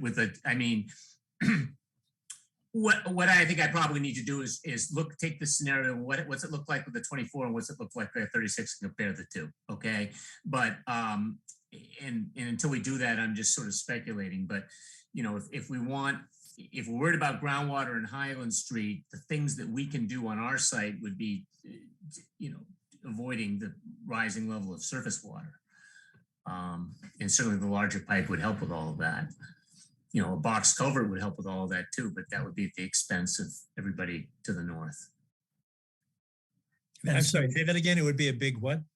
Well, it'd be detrimental to everybody up north because we create an offside flooding impact. We're not allowed to do that. Those are the performance standards.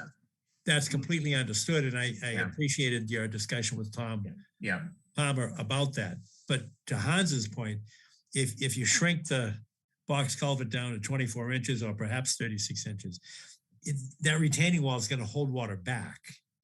And does that, in addition to the foundations going in, create lateral pressure on the groundwater height to the adjoining properties?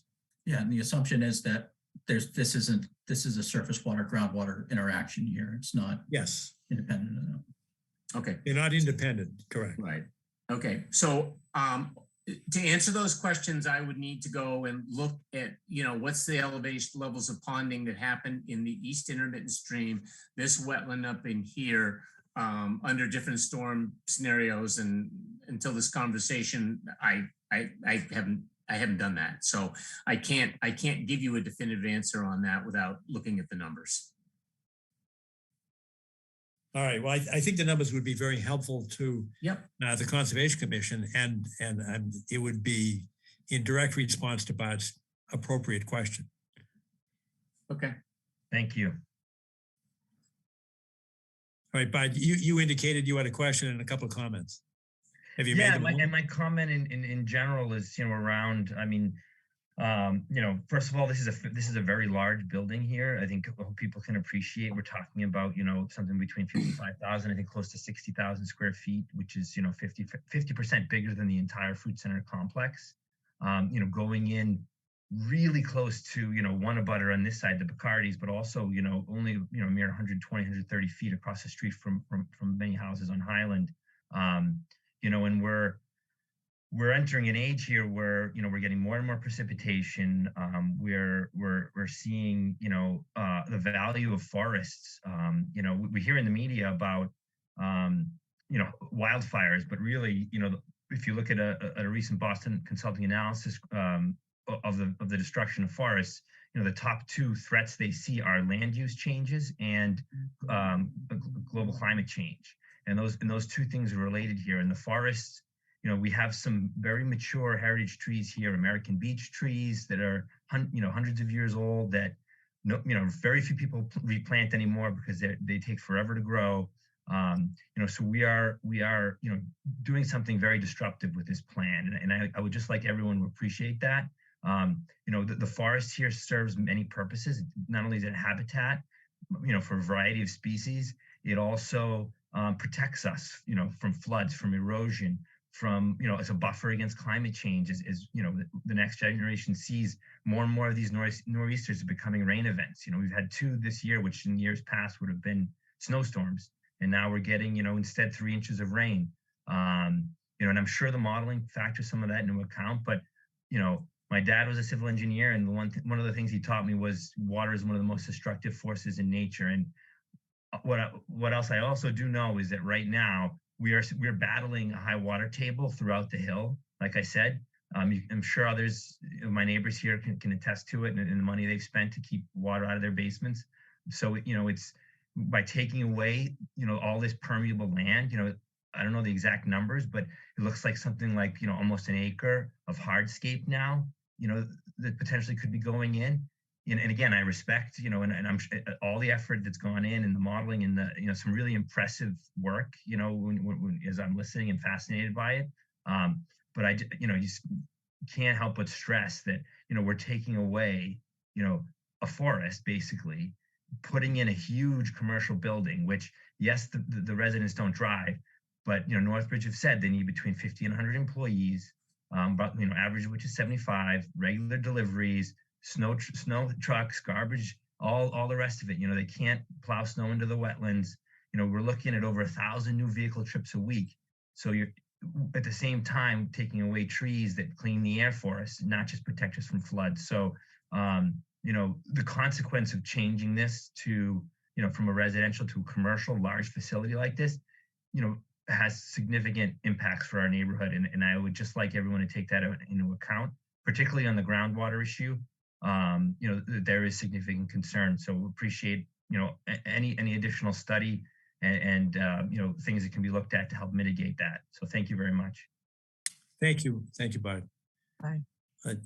I don't see Gene now, but I saw his hand raised before. There you are. Gene Irwin.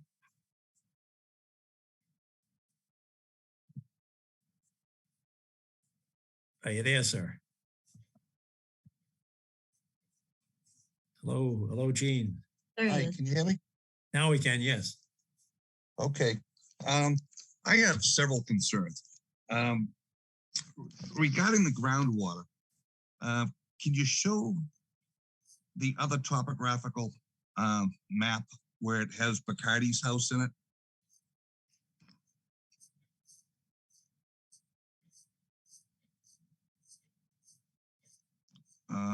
Well, let me put it this way. There's that intermittent stream behind Bacardi's house and between Winter Valley, and there's an outflow pipe. Can you bring me to that outflow pipe? Right. Okay, right there. Now, if you follow that pipe south, well, my first question is, who owns that pipe? There are no known easements to that pipe, so presumably the landowner owns it. What landowner? Milton Hospital. Okay, but we're just talking about the opening of the pipe that you can see. The pipe continues underground south towards the Bacardis and the Wellses and Highland Lane. We need to know, I think, who owns that pipe. Well, we're not disturbing it. Huh? We're not changing it. Oh, I get it. But the thing is, millions of gallons of water every storm come out of that pipe. And if that pipe is altered, all your water calculations, I believe, are kaput. You don't have control of the point resource there. And you need a permit according to the Clean Waters Act for point source water. And I said, we don't even know where that water comes from 2 years later with all the engineering in the world, all the money that's spent here. You don't control the water that enters that site. And you don't know who does, apparently. Gene, I'm sorry to interrupt, but if who alters it? If the applicant alters it or somebody upstream alters it? Someone, I guess you call it upstream, but it's actually going south. The pipe, if you look at a bigger picture with Bacardi House, it shows it going right under the middle of their backyard and then under the Wells tennis court. And the Wells tennis court is, the lot is part of a paper street. It's likely a building will be built there someday. And so this water flow, which is in the millions of gallons, it's like a 12-inch pipe, has a capacity of like 130,000 gallons an hour. I've raised this point before with the applicants. I said, you don't have site control over the water, which is like the number one ingredient that we're all worried about at the moment. And no one even knows where the water comes from, let alone who has control of it. I believe this is part of a MS4 pre-existing non-conforming system, and that there's supposed to be easements all over this property so that the town can have the proper pollution controls for that outflow pipe.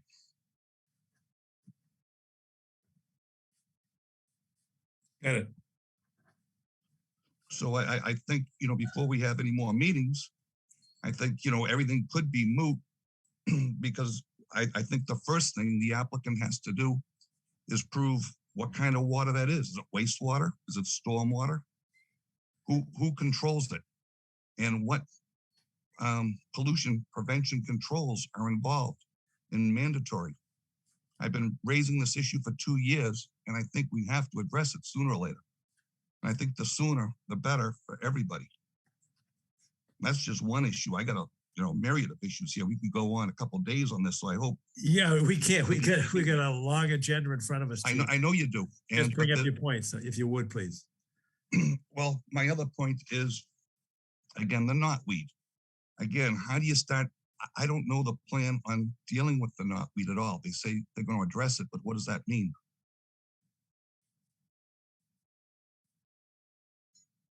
Well, I think the notice of intent itself addresses mitigation. The details of the mitigation we haven't gotten into, but that's the point that Tom Palmer already raised. So that's an issue that's on the table. What is the mitigation plan? And the issue is whether or not it's for the whole site or just for the disturbed site. And I think Tom's request was that it go to the whole site, the whole 10 acres. Okay, so that warrants further study. That's fine. Now I have a question. I don't know if it's appropriate at this point, but I believe there's an endangered species, i.e. the little brown bat, that occupies that lot. And what ramifications does that have? One was just caught in my neighbor's house. I had another neighbor who was bitten by a little brown bat. We have photographs of them. We have videos of them. How do you proceed on that end? It's an endangered species. I don't know. I believe that it's not mapped as such. I could be wrong on that. And, the person who would know that is Tom Palmer. I don't believe it's mapped in that area. I've done a little bit of research on this little brown bat. And just so most people know, most of them are in Chester, Mass, in a cave where there was a colony of 10,000. A plague has come through. It's known as the white nose syndrome. And it's wiping out 90% of these little brown bats that eat roughly up to 1,200 mosquitoes per hour. So it's great for eliminating West Nile virus, equine encephalitis. And just think, how many millions of mosquitoes just 20 bats can eat if they're eating 1,000 an hour. And they're out about 4 hours a night. I got it, but you just said that a little brown bat was caught by one of your neighbors, and we don't know that that's the endangered species. So that's why I asked. They are listed. Gene, hold on a second. Tom, do you know if this is a mapped area for an endangered species? I don't think it is based on the town maps I've looked at. All right, Gene, so somebody would have to demonstrate that the little brown bat in your neighbor's house, and I'm not being facetious, but somebody would have to say that that's the endangered species. There are lots of bats around. Well, I get it. There's two bats that are that don't migrate, and that's the little brown bat, and that's the big bat. So the bats that are around now are both endangered that reside in my neighborhood. And I say it may be an unmapped new species, but it's here. That's all I want to raise is that point and proper, ways to go about that. Okay. I know another development was stopped because of the spotted salamander. Now, I don't know if that was a mapped area or not, but again, it was an endangered species. That's my point. Understood. And then, if I may, on the sewer line, Ned said one way or another, it's either coming through Winter Valley or going down Spafford Road.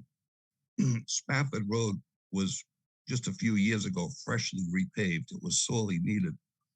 And I don't know that the sewer line underneath it was ever repaved or repiped. And I would think if you have 100-year-old sewer line and you're pumping 400, 500 new fixtures and high velocity medical waste, if there's a blockage, a number of my neighbors, including myself probably, are going to be, drowning in raw water sewage. So I think the age and condition of that pipe needs to be explored. I think it may have to be replaced down to Reedsdale Road if they go that way, and then have to give us a new street, I believe. Same with Highland, it was just repaved. When you're talking about medical waste, are you talking about Milton Hospital or are you talking about this? Well, I'm thinking all these memory care. I'm thinking memory care. All these memory care patients, I assume a vast majority of them are on prescription drugs, which I would think would be in their medical, or would be in their effluent. I think every house in Milton and the Commonwealth and the United States has. Oh, I think there's probably a higher propensity of drugs in a memory clinic than there is in the average household, just to guess. But I'll leave it to everyone else. Gotcha. All right. I'll leave it there for now. Thank you. All right. Thanks, Gene. Minette Donovan. There. Hi, thank you. My name's Minette Donovan. I live at 16 Spafford Road, almost across the street from Bard. And I do want to just reiterate the concerns with the water.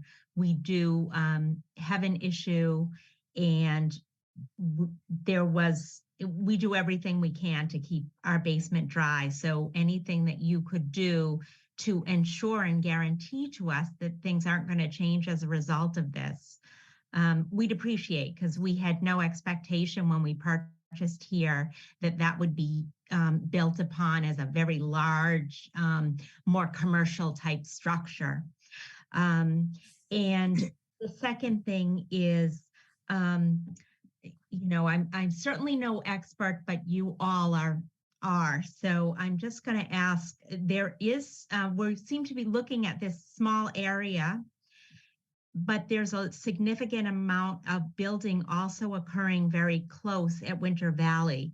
And I'm curious as to how the analysis takes into effect the change in water patterns as a result of that construction.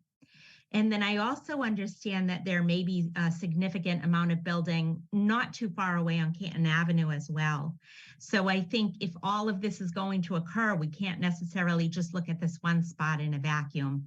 I'd like to ensure that it's reviewed in terms of the additional water concerns, because it's a great concern of ours. It's a big expense.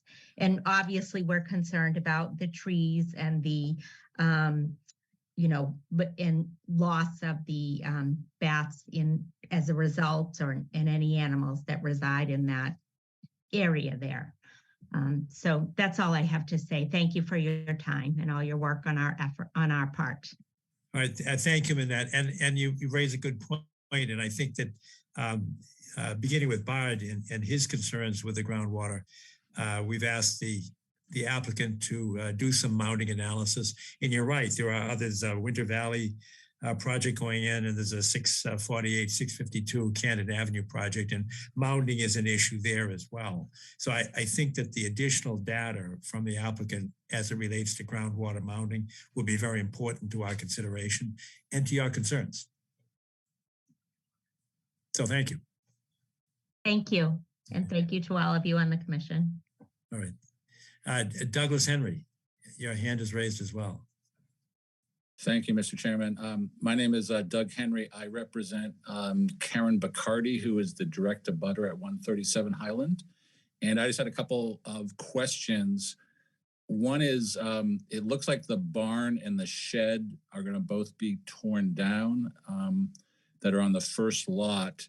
I think the barn is in the wetlands now, so I think there's going to have to be some care taken in that demolition as far as wetlands go. But when we were originally looking at this a couple of years ago, and the zoning was going for the planning committee, planning board, there was talk about doing an environmental site assessment for some concrete that was down by the barn, which is in the area that I think is where the replicated wetlands going to be built.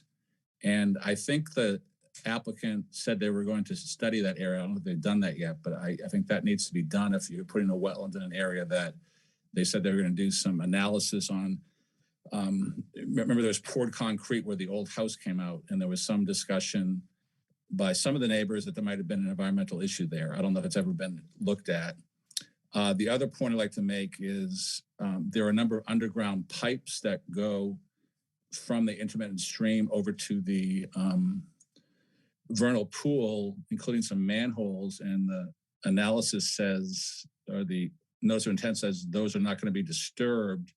I just wonder whether those will have any impact on the flow or the groundwater, because I think some of those actually carry some of the stream at this point in time.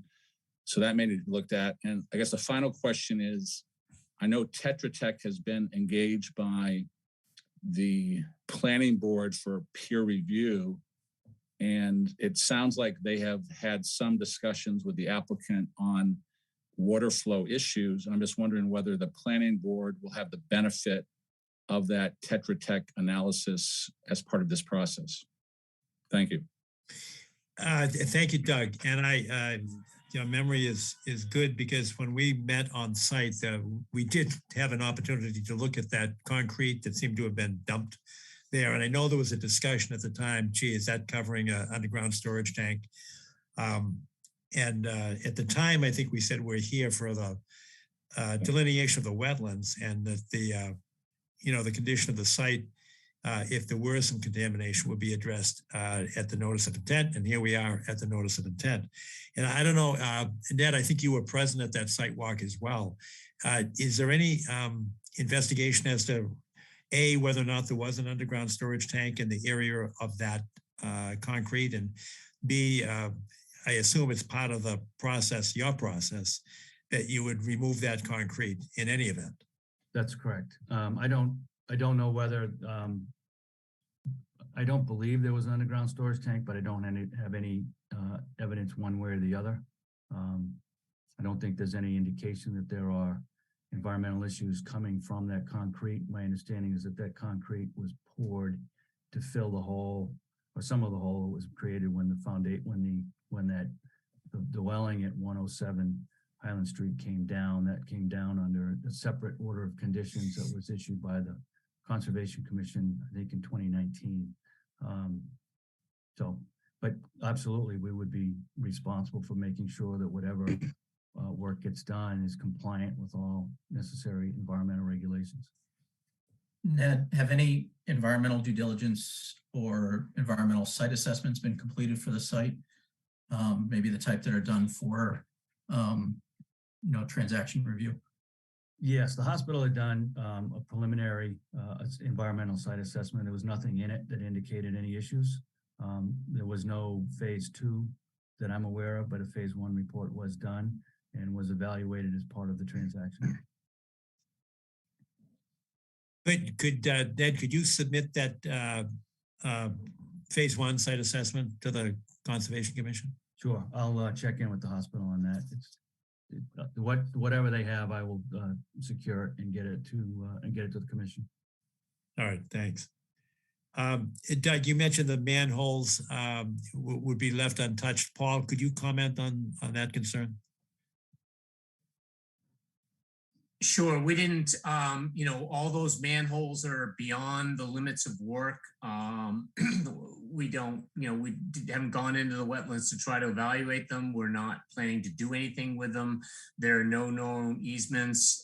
We're just treating them as artifacts of prior uses of the site. And, they are what they are, and don't foresee that anything we are doing here would be affected by them one way or the other. All right, and there was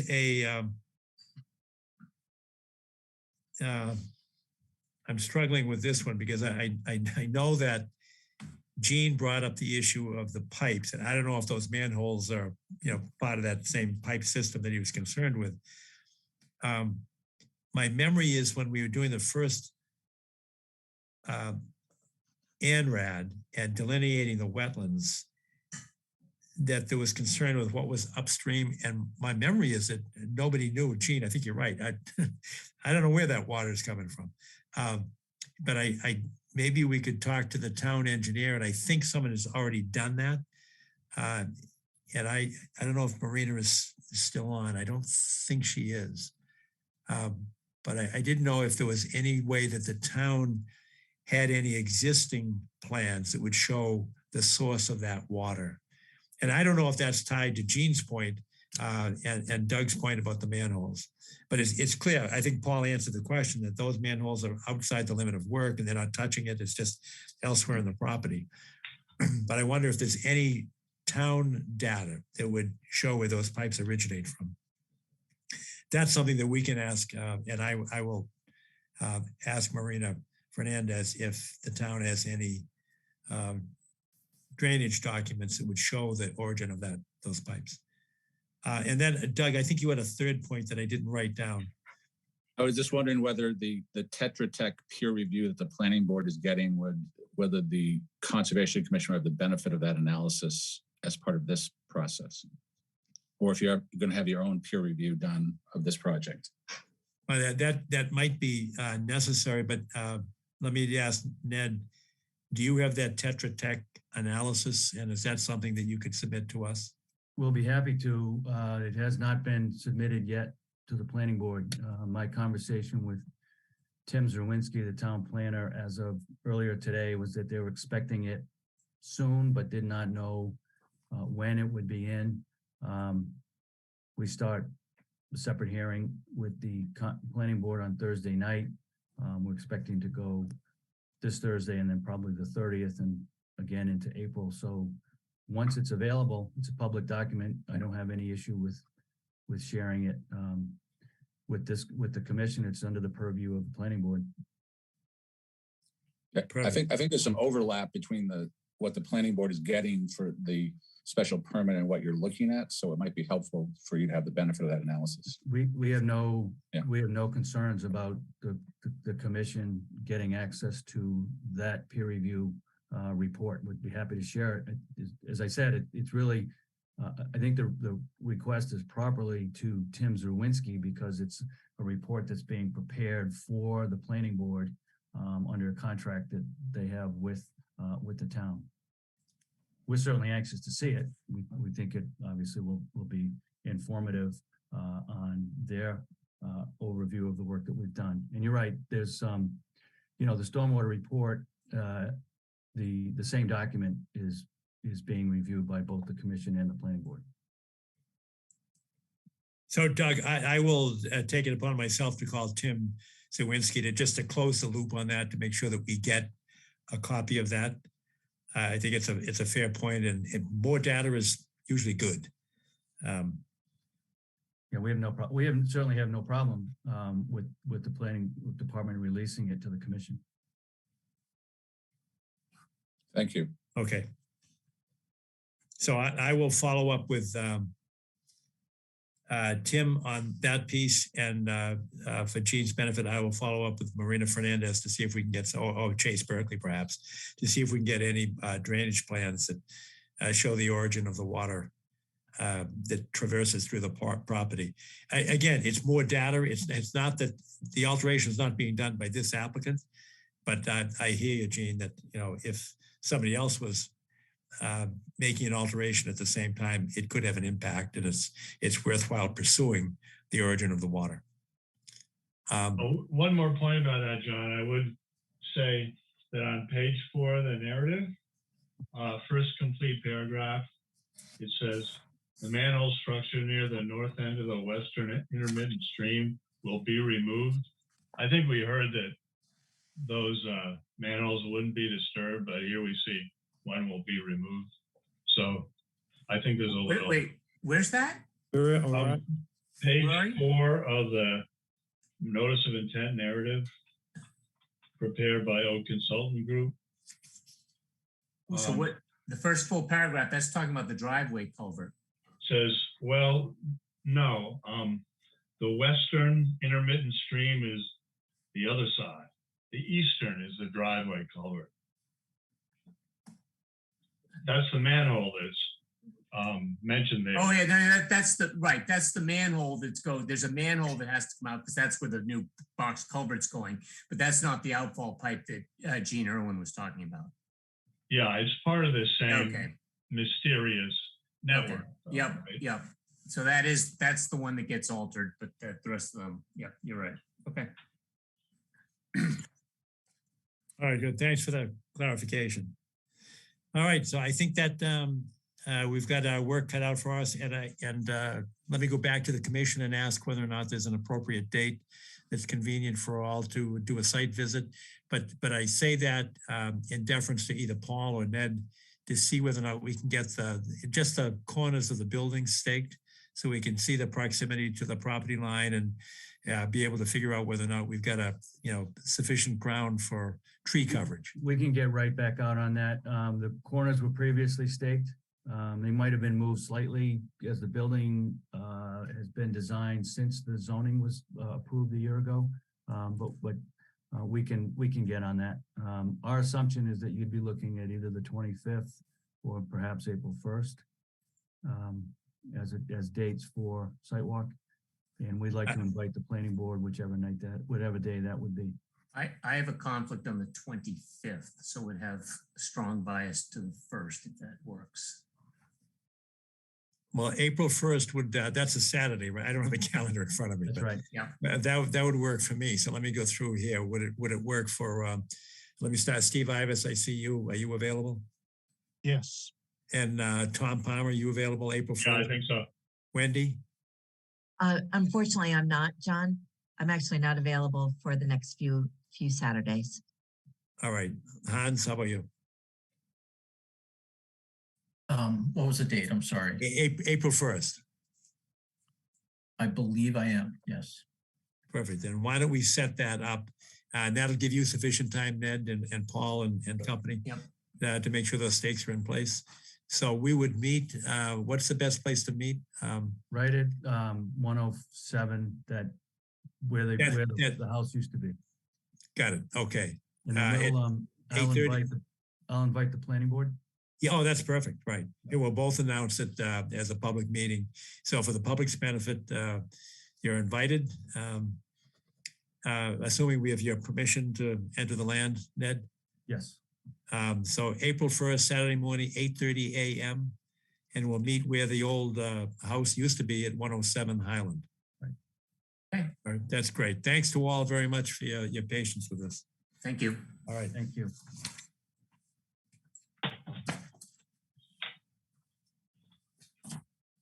All right. And we've really got to pick up some speed here. So we are now up to notice of intent 114 Hillside Street.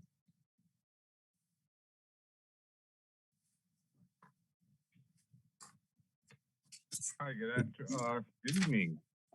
This is Gabriel from Grady Consulting. Oh, great. Thanks. I am. Hi. Can I share my screen here real quick so you can see the plan? So we are proposing an addition to an existing house. It's a single-family home.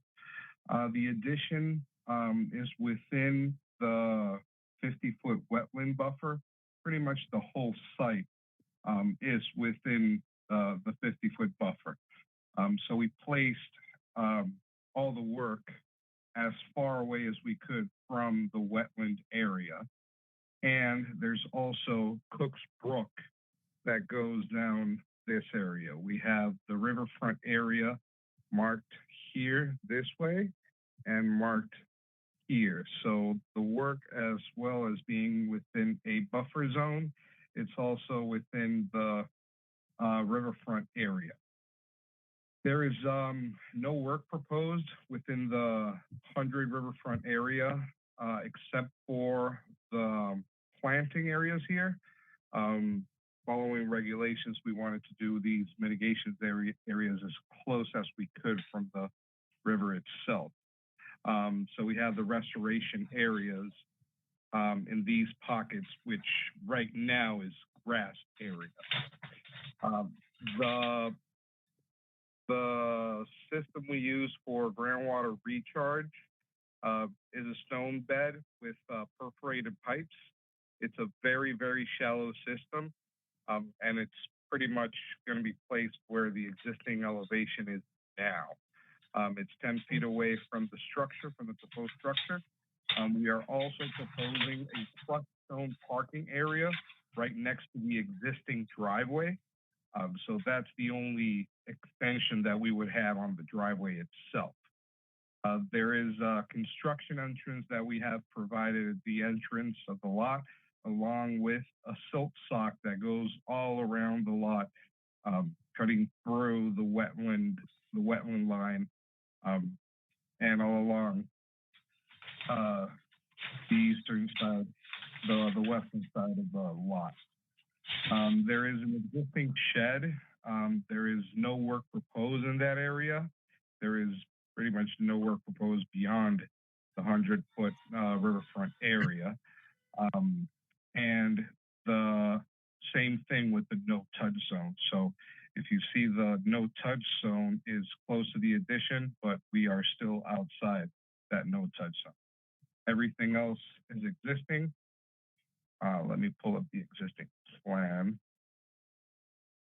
And that's how it looks at the moment, which is all grass, driveway, planter shed, and the single family home itself within the buffer.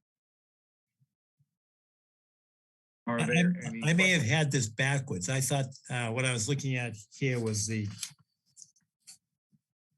that's the existing. I thought that was the addition.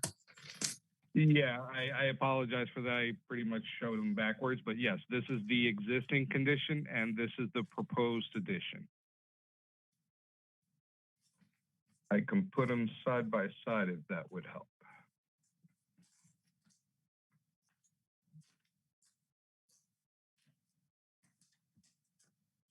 Yeah, if you could, that would be great. Yeah.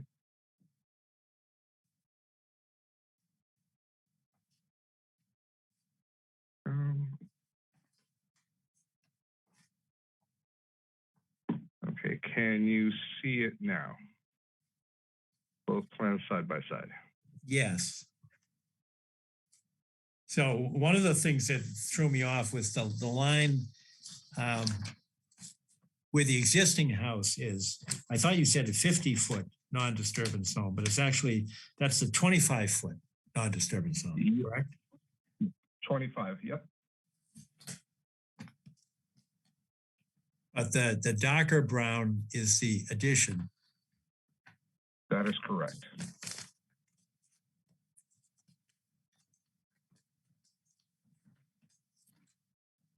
A replication or restoration areas. Sorry, restoration areas.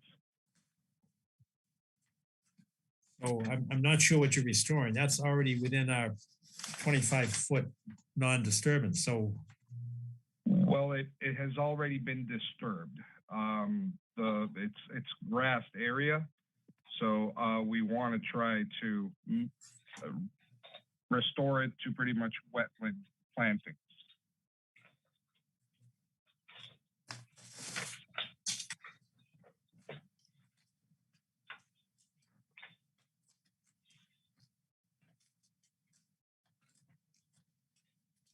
all right, so that's not compensation for something, or is it?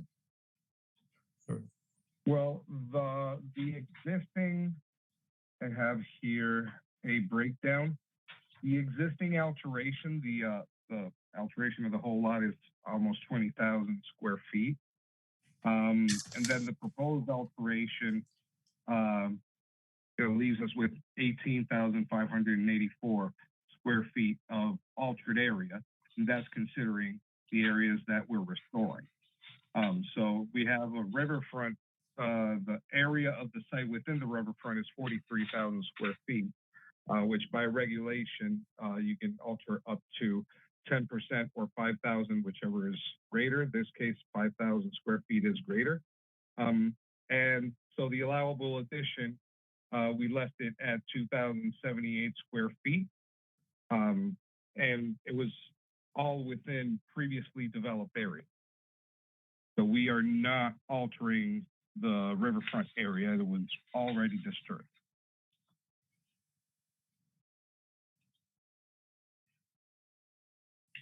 Could I make a remark about that? Yeah, Tom. Yeah, I'm looking at the narrative that was submitted with the application. And the last page of the narrative has these numbers. Says that the proposed work does not exceed the amount of degraded area. The lot has 43,000 square feet of riverfront area, and the degraded area within the riverfront area is 19,000. And I think that figure 19,000 for degraded is a little big, because according to the regulations, degraded means rooftops or paved areas, not grass. But here lawn is being counted as degraded area, and I don't think that's correct. I think when you're talking about degraded, you have to talk about impervious. So I think if you're counting up the degraded area existing condition, it's not going to be 19,000 square feet. It'll be smaller than that. How that affects the other calculations, I'm not sure, but I do appreciate that they have tried to move the work away from Cooks Brook. In any case, the allowable disturbance would be 5,000 square feet. The addition itself is 2,000 square feet. So we're still below that threshold. So you're saying that you're using the whichever is greater fork of some kind, saying that at any rate 5,000 is okay. Well, if the regulations state you could disturb up to 5,000 square feet of undisturbed area. If we go by that metric of not counting the lawn towards the disturbed area, we are allowed to disturb up to 5,000 square feet, which is above the proposed addition that we are. Yeah, you're also doing some disturbance in the driveway too, right? The driveway itself, we're just adding some crushed stone parking, so it would still be pervious. Yes. So it's a small patch, but the driveway itself stays the same. I hear you. I'm not kind of through my thinking on this yet, but I hear what you're saying. I'd like to take a look at it. What do you know? When was the primary house, the existing house, built? I would have to look up that information, but I could tell you that. You go ahead. Tell us. My name's Ted Ahern. I'm the owner of the property. It was built in 1951. The reason we know that is the guy had his children put their handprints in there. They wrote 1951. This house was built. All right. Now, I was just looking to see if it was before or after 1996. So 51 is before 96, I think. Okay, so I got you. So you answered my question. That's the riverfront passage date as to whether or not it was. It has to do with what you can do in the inner riparian zone, the outer riparian zone. Sorry. So you answered the question. Thank you. You're welcome. Wendy, did you have a thought? Question? No, I have nothing to add. Thank you, John. Okay. Well, in terms of the degraded, because I'm trying to figure out what are we getting here in the restoration areas. I'd like to take a look at it. Am I correct that is this one that does not have a DEP number? Anybody know? Yes, it does not. It does not have a DEP number. I'm sorry. No, it does have a DEP number. This is 046-0626. I'm sorry, 046. 0626. Thank you. And the DEP comments do say that 310 CMR 10.58 parentheses 5 parentheses A through parentheses H criteria have not been addressed in the documentation. You're going to have to basically- help me out with A through H. Well, there's a series of performance standards that they have to go through. That's all. So they need to address those in writing. They also need to do an alternatives analysis for the riverfront work. And they also need to tell us why the driveway is in the 25. The additional driveway is in the 25 no disturb zone. Now I'm really And- lost. Where is it? If you look at the top of the green, I was focused in on Cook's Brook, so I should be looking at right, the look on the other side. delineation. There's a wetland line, which I have not seen, by the way, just yet. But there's a wetland line at the very top of the page, which would be toward the east.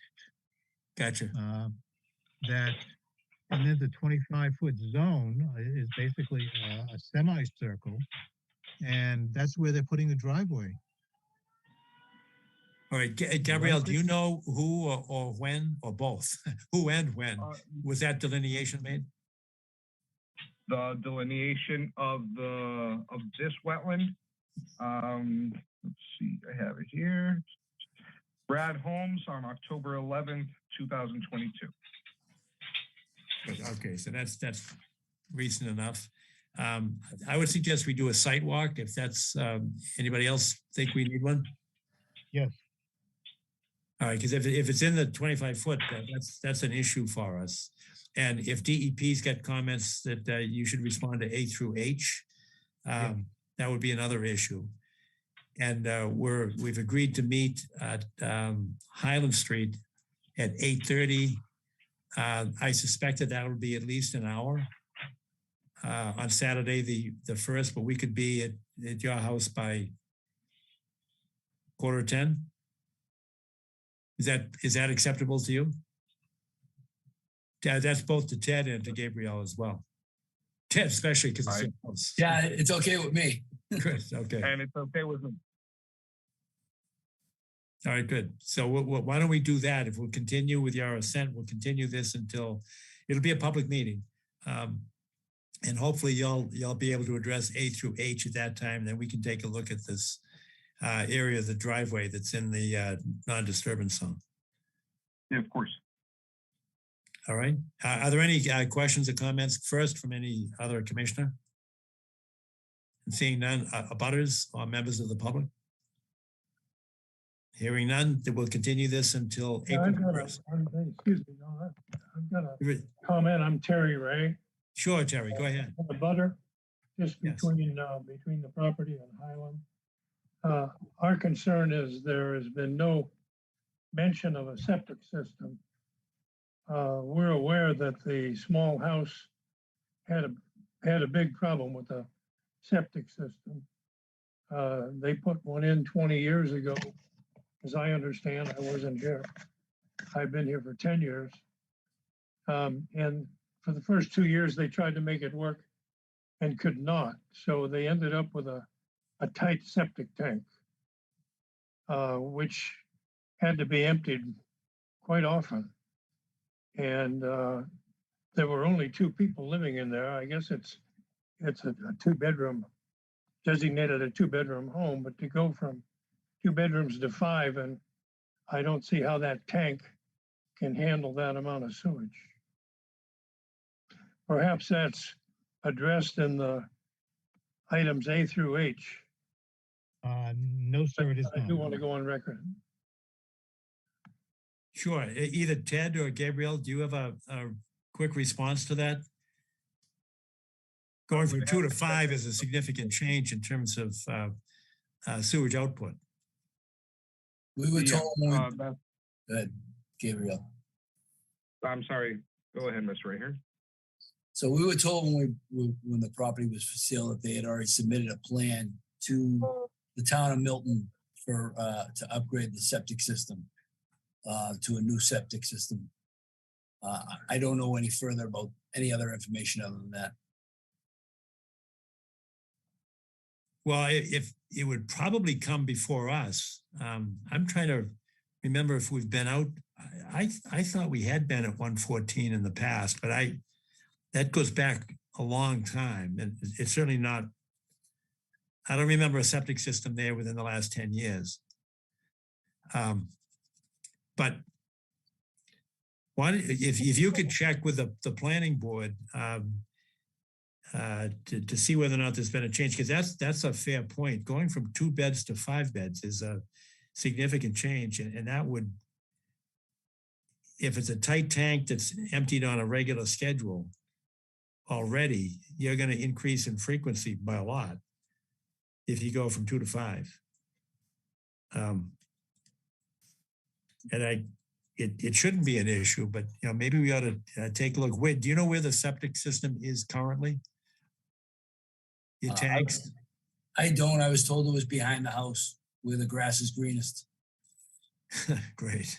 Yeah, no, that's what the guy told us. I mean, okay. How long have you been there, Ted? No, we just bought it about 6 months ago. So Okay. Currently, there's nobody residing in the house. All right, Gabriel, can you assist on this? I mean, do you have access to some of the records either at the Board of Health? I will check with the Board of Health to see if they have anything. I believe we went through the process, but even though, should have gone, but I can definitely take a look at all that. All right. Steve, do you know, maybe you could ask Kathy to just run this, because I don't recall a permit within the last 10 years. And there hasn't been a permit in the last 5 years, I'm sure of that. Yeah. I'd be happy to. All right. If you could check with Kathy. All right, well, either way, we'll address it and make sure that it's getting corrected. All right, good. And then we'll Terry, did you have anything else? No, sir. All right, then we'll have it's part of a public meeting. So Terry, assuming it's okay to enter upon your land, Ted. Yeah, anytime. All right, we'll have a meeting at probably about, I'm guessing here, 9:45. Hopefully, so we can get there at so somewhere before 10 o'clock. We'll be at your house on Saturday, April 1st. All right. Great. Thank you very much. Perfect. All right. Thanks all. Thank you.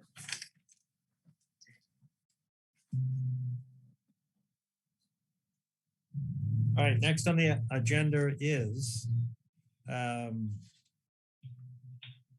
Central Avenue, Turner's Pond. And that's me. Oh, great. Can you tell us what your project is? So I'm Jane Gibbs. I'm representing the Amateur Gardeners of Milton, and we have been a garden club for 70 years, and we're in the process of dissolving. So we would like to commemorate all the work we've done for the town over the 70 years, and we would like to put a granite bench, and it will have an inscription on it that mentions that it is commemorating all the members for the past 70 years. There's a lot of places around town that we maintain, and we've done a lot of work for the town. So we'd just like to commemorate everybody. Gene, it sounds like a great idea, but why in the world are you dissolving after 70 years? Unfortunately, it's like most clubs. I've been the president so many times, and nobody will step up. Oh, that's a shame. It's an awful shame, yes. So, and you have taken care of, I can never pronounce the Martha Curtis corner, your Hercules or whatever it is. Do you take care of that corner as well as Brook and Jan Avenue? We take care of the trough at Algerine in advance. We take care of the entrance to Town Hall and the entire apron in front of the gazebo. We take care of the entrance at 138, where the big rock is. We distribute Christmas wreaths. We do the Christmas decorations at the gazebo. So, yes, it's come to an end. We also contribute 3 $1,000 scholarships to Milton High students every year. It's in concert with our mission, something with the environment, something with horticulture, floriculture. So yes. Wow, I'm dumbfounded. Wendy, do you have any ideas at how to reinvigorate some energy and enthusiasm into the garden club? We've been trying this. The other Milton Garden Club is still in existence. Okay. We're the amateur gardeners of Milton. And the others, I'm not being a wise guy. The others are pros, or what's the difference? Well, apparently 70 years ago, there were some women who didn't quite cut it to be admitted to the Milton Garden Club. So they decided to, tongue-in-cheek, create another garden club and call themselves the Amateurs. And we were actually okay with that. The Sandinistas. All right. Well, I salute you for being president so often and 70, not your 70 years of service, but for the whole club. But where would this commemorative bench be placed? So one of the members did walk around Turner's Pond with Kevin Chisholm, and directly, my understanding is that directly through the entrance on Central Ave, a little bit to the left, would be where the bench would be.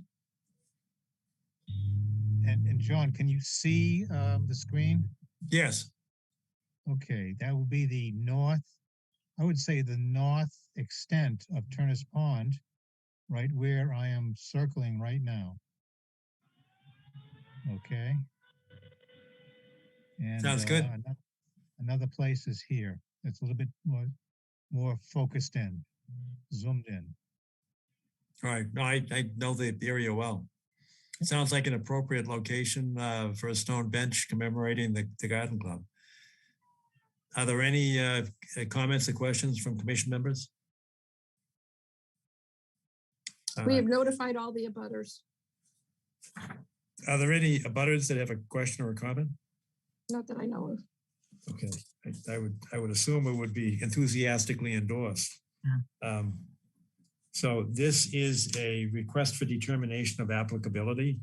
I would suggest a negative determination. And who's going to put it in? Because I know that the base has to be prepared, so there has to be some scraping and evening of or leveling of the ground to place the bench. Yes, we've already worked with the Parks and Recs and the DPW, and they're going to work with us on that. Perfect. But it sounds like an appropriate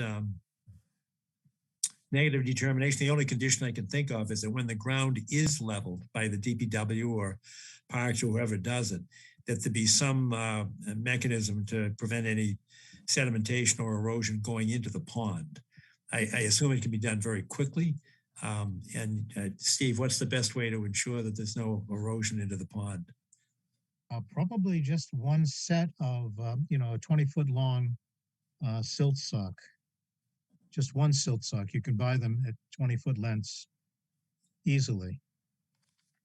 That would be my suggestion. I know that Kevin Chisholm has spoken to her about installing it, so I know he has an idea of what we need to do. All right. Might I suggest I chat with him about it, John? Yes, right. But I think for purposes of tonight, we could endorse a negative determination contingent solely upon the use of appropriate erosion controls. Yes. Mr. Chairman, if I may. Yes. Hey, welcome. Thank you. I've been listening in and out for about a half an hour now, and I just wanted on this one to say this is very similar to the situation for the John Cronin bench that will be installed in the spring. And the Parks Department is on top of everything that needs to be done to make sure that everything is properly installed, so they can just transfer that experience right to this particular bench as well. So they'll be in good shape. Oh, that's excellent. And is there a coordination in terms of location? There are two different locations, so they're in complementary locations. One is down toward the end of the pond. That's where the Cronin bench is going. Yep. just to the right of where your cursor, left of where your cursor is. So it's nice to have benches in different areas. Perfect, makes good sense. And we can salute both John Cronin and the 70 years of service by the Amateur Garden Club. Thank you. Absolutely. All right, so is there a motion to issue a negative determination with the one condition of appropriate erosion controls? So moved. All right, thanks. Is there a second? Second. Thanks, Tom. Any discussion? All in favor, roll call. Tom? Aye. Wendy? Yes. Hans? Yes. Arthur? Yes. And I vote yes as well, John Kiernan. That unanimous. Thank you very much, Gene. That was, I think it's a great idea, and I look forward to seeing it and having the public enjoy it. Thank you very much for your time. Thank you. All right, good night. Good night. Next on the agenda is number 6, request for determination of applicability, 0 Truman Parkway near Concord Avenue. Do we have the applicant? There's Dan Canada, I'm an environmental scientist at PHP, here representing Department of Conservation and Recreation. With me, I have Shanta Keller, who's the project engineer and project manager. Also Stella Lensing, John Patton, and Jennifer Munis from DCR. Would it be possible for me to share my screen just for scrolling purposes, or is this? Of course, that's great, Dan. Thank you. Great.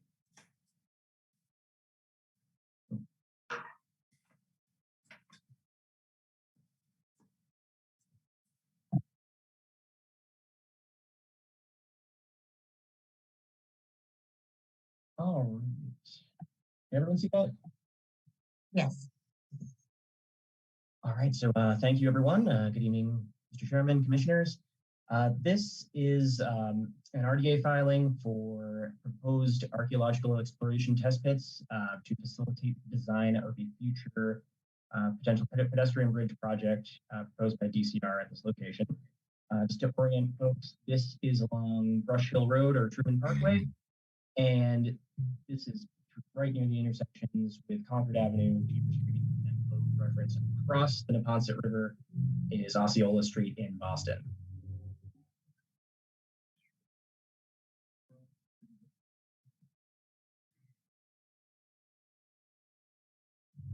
So again, here's our proposed site plan, Boston across the river and faded out there. 6 hand dug test pits are proposed, all outside of the 25-foot notice strip zone. They are located within the 100-foot buffer to bank associated with the river, and also within the riverfront area as well that is offset from the high water. Dan, you're fading out a little bit. It's hard to hear you. I was having issues with my headset. Is this a little better now? Yeah, try it again. A little bit. Yeah, a little bit, but you're still fading. Sorry about that. Let's see. Can you go back? How many of the test pits are there? 6? There are 6, yep, and they are all approximately 2 feet by 2 feet. None of them would be more than 3 feet deep. I'm sorry, how deep? 3 feet. 3 feet, okay. And just to give a little idea of what they'd look like, very rudimentary, just simple hand shovel dung, square shape. And how long will they remain open? The entire process of this will take 2 days total before they're the archaeologists will analyze the soils in the area, see if there's anything of note, and then collect their samples as needed, and then also just backfill the test pit sites and restore them at the that they currently are. So to the extent this is a recreational area, what do you do overnight with the holes? How do you protect against some child, running by and falling in? So these will be off of the actual trail area. I can actually show you the specific location. And this is right adjacent to an area where a geotechnical boring was taken, also to inform the bridge design. That was done last summer. So this is not really in an area that says inviting for people to currently walk into at this time. A little off of the actual path. And it's an area that's full of briars. I still feel more comfortable if there was a cover put on a 3-foot hole that's 2 by 2 by 3 feet deep.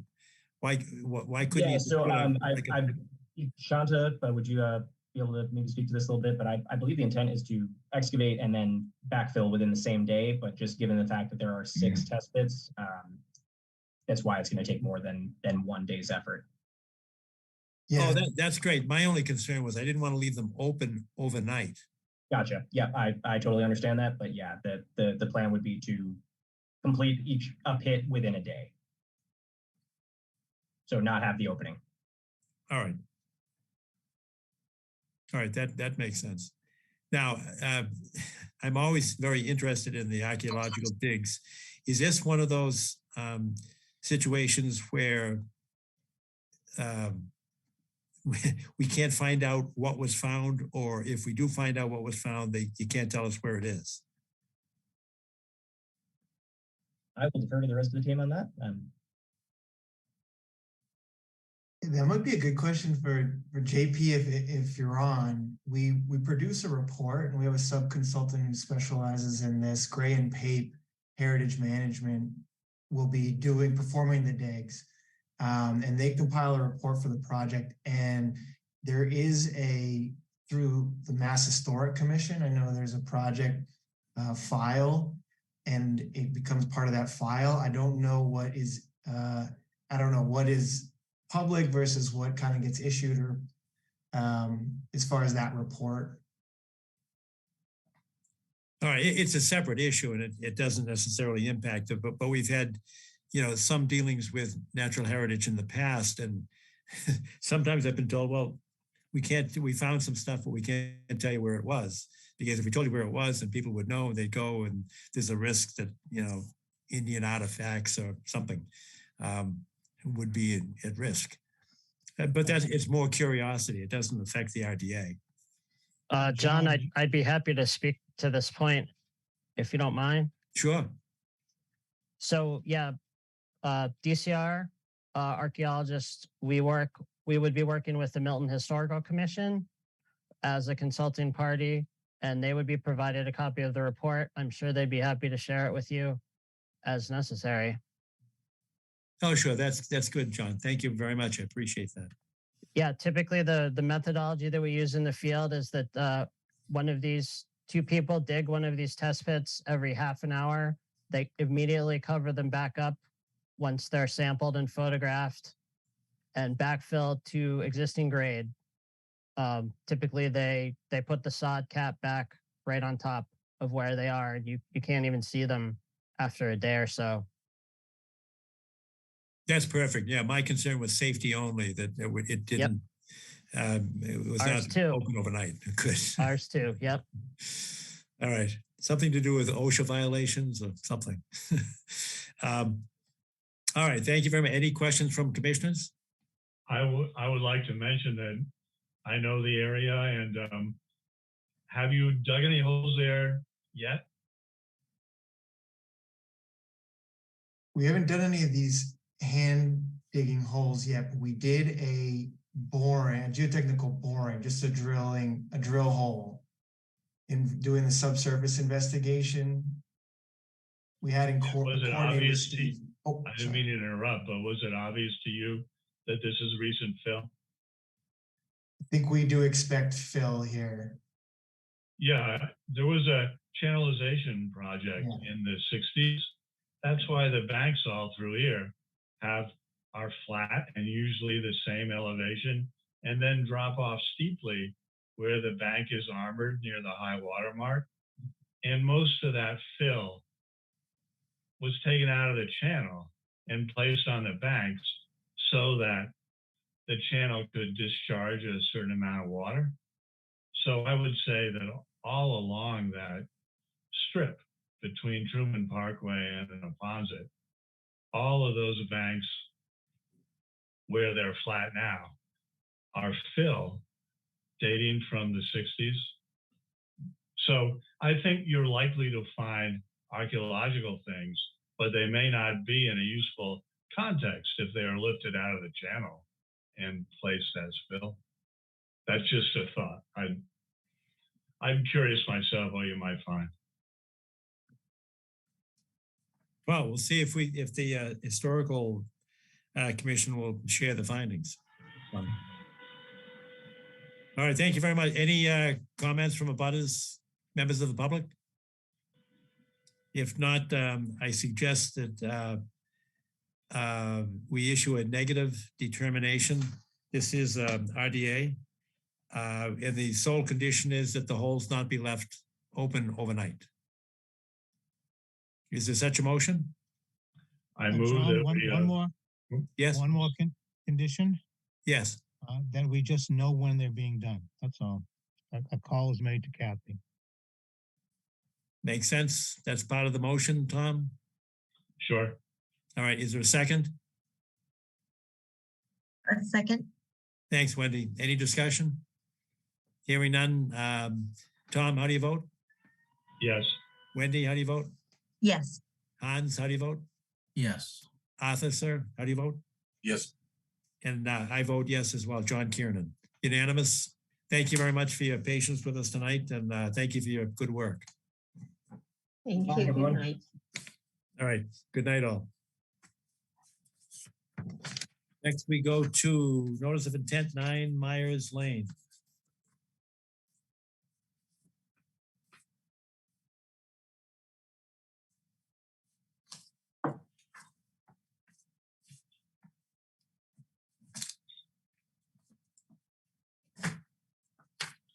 Thank you. Who is presenting this tonight?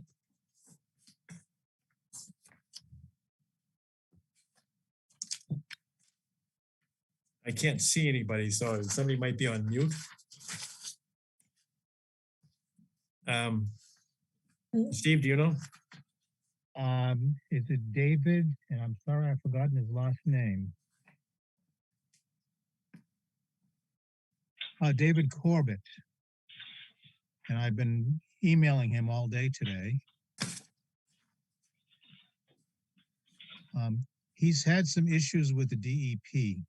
He still doesn't have a number. They've cashed his check, but he doesn't have a number yet. And Alicia thinks that it went to the wrong office. That's the person who is the the circuit rider? Circuit rider, yes, thank you. Yep. Yeah, and she's pretty responsive. Yes. I know he's come to us with several plans over the last several months. So it must be very frustrating for him to submit the check, have it cashed, and still no numbers. So we can't vote on anything, but we'd have to, I have in my hand the deck and the 25-foot buffer from the flood zone. But And I can really you don't see it on the screen, John? I can, but I'm not really sure. This has been moved around so many times now. I'm not sure what he's planning here. Right. This is I dated understand. February 17th. Right.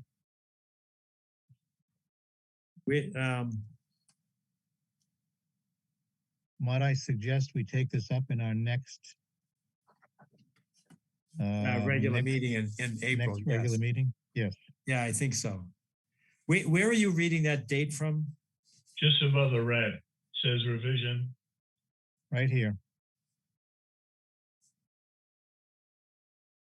It looks like the garage is gone and now it's a deck. Yes, over an existing roof, and the asphalt is going to be replaced with gravel. Asphalt in this area. All right. So the deck of the existing roof and an asphalt. I think we can dispatch with this very quickly at our next meeting, John. Okay. Maybe yeah, you'll have a DEP number by then too. I agree. All right, so we'll put this over until the April meeting. Not Yes. the April 1st site walk, but the regularly scheduled. What I don't know what the date is. Do you know? Is it the? It can't be the 14th because I think we've had the 14th of February and the 14th of March. It couldn't possibly be the same. No, it's April 11th, John. April 11th. Good. All right. Thank you. Would you mind just alerting David Corbett of this? I'd be happy to. Thank you very much. Okay, next on the agenda is 8 and 9. I'm sorry, 8 we already know has been continued. 9 and 10 I think is continued, but I should ask whether or not there's a, yeah, I think that's Joe Federico. I didn't receive any notice from him today, but my understanding is he's asking for a continuance of these two lots. He's still talking to the folks at, is it MIPA? I'm not sure where he is. Natural Heritage. Natural Heritage. Natural Heritage, okay. All right, so we'll continue those 3 to April 11th. The 3 being 8, 9, and 10, which takes us to number 11, which is notice of intent 648, 652 Canton Avenue. And to the applicants team, thank you for your patience. No problem at all. Happy to be here with the commission again. For the record, Phil Cordero from Allen and Major Associates, representing the applicant for 652 Canton Avenue. Just jumping right into it, I know it's fairly late in the evening. I guess the refresher is when last we met with the commission, which I guess was back in January, we had a healthy and robust discussion on the application.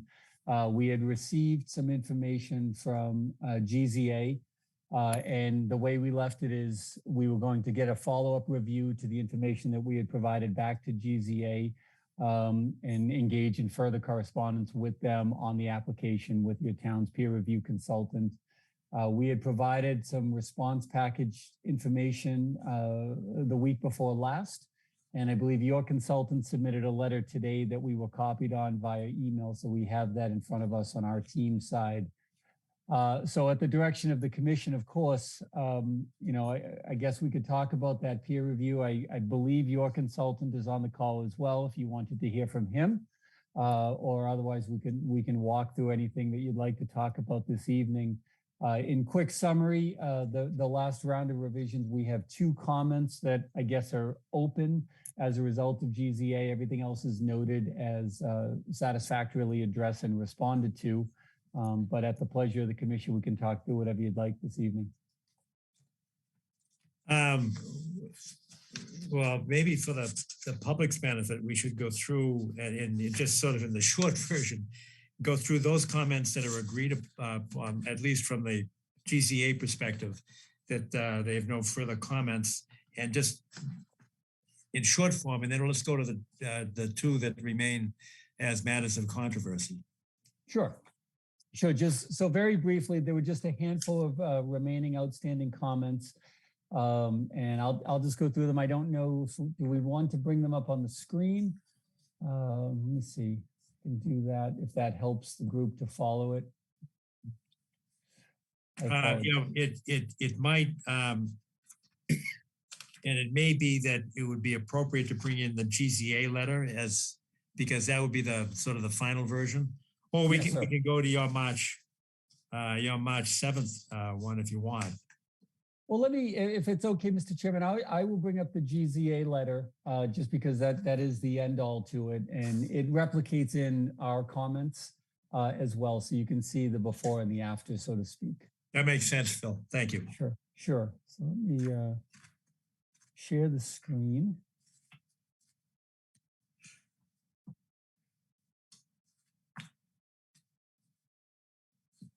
Okay, and I have that up on the screen confirming everybody is able to see that.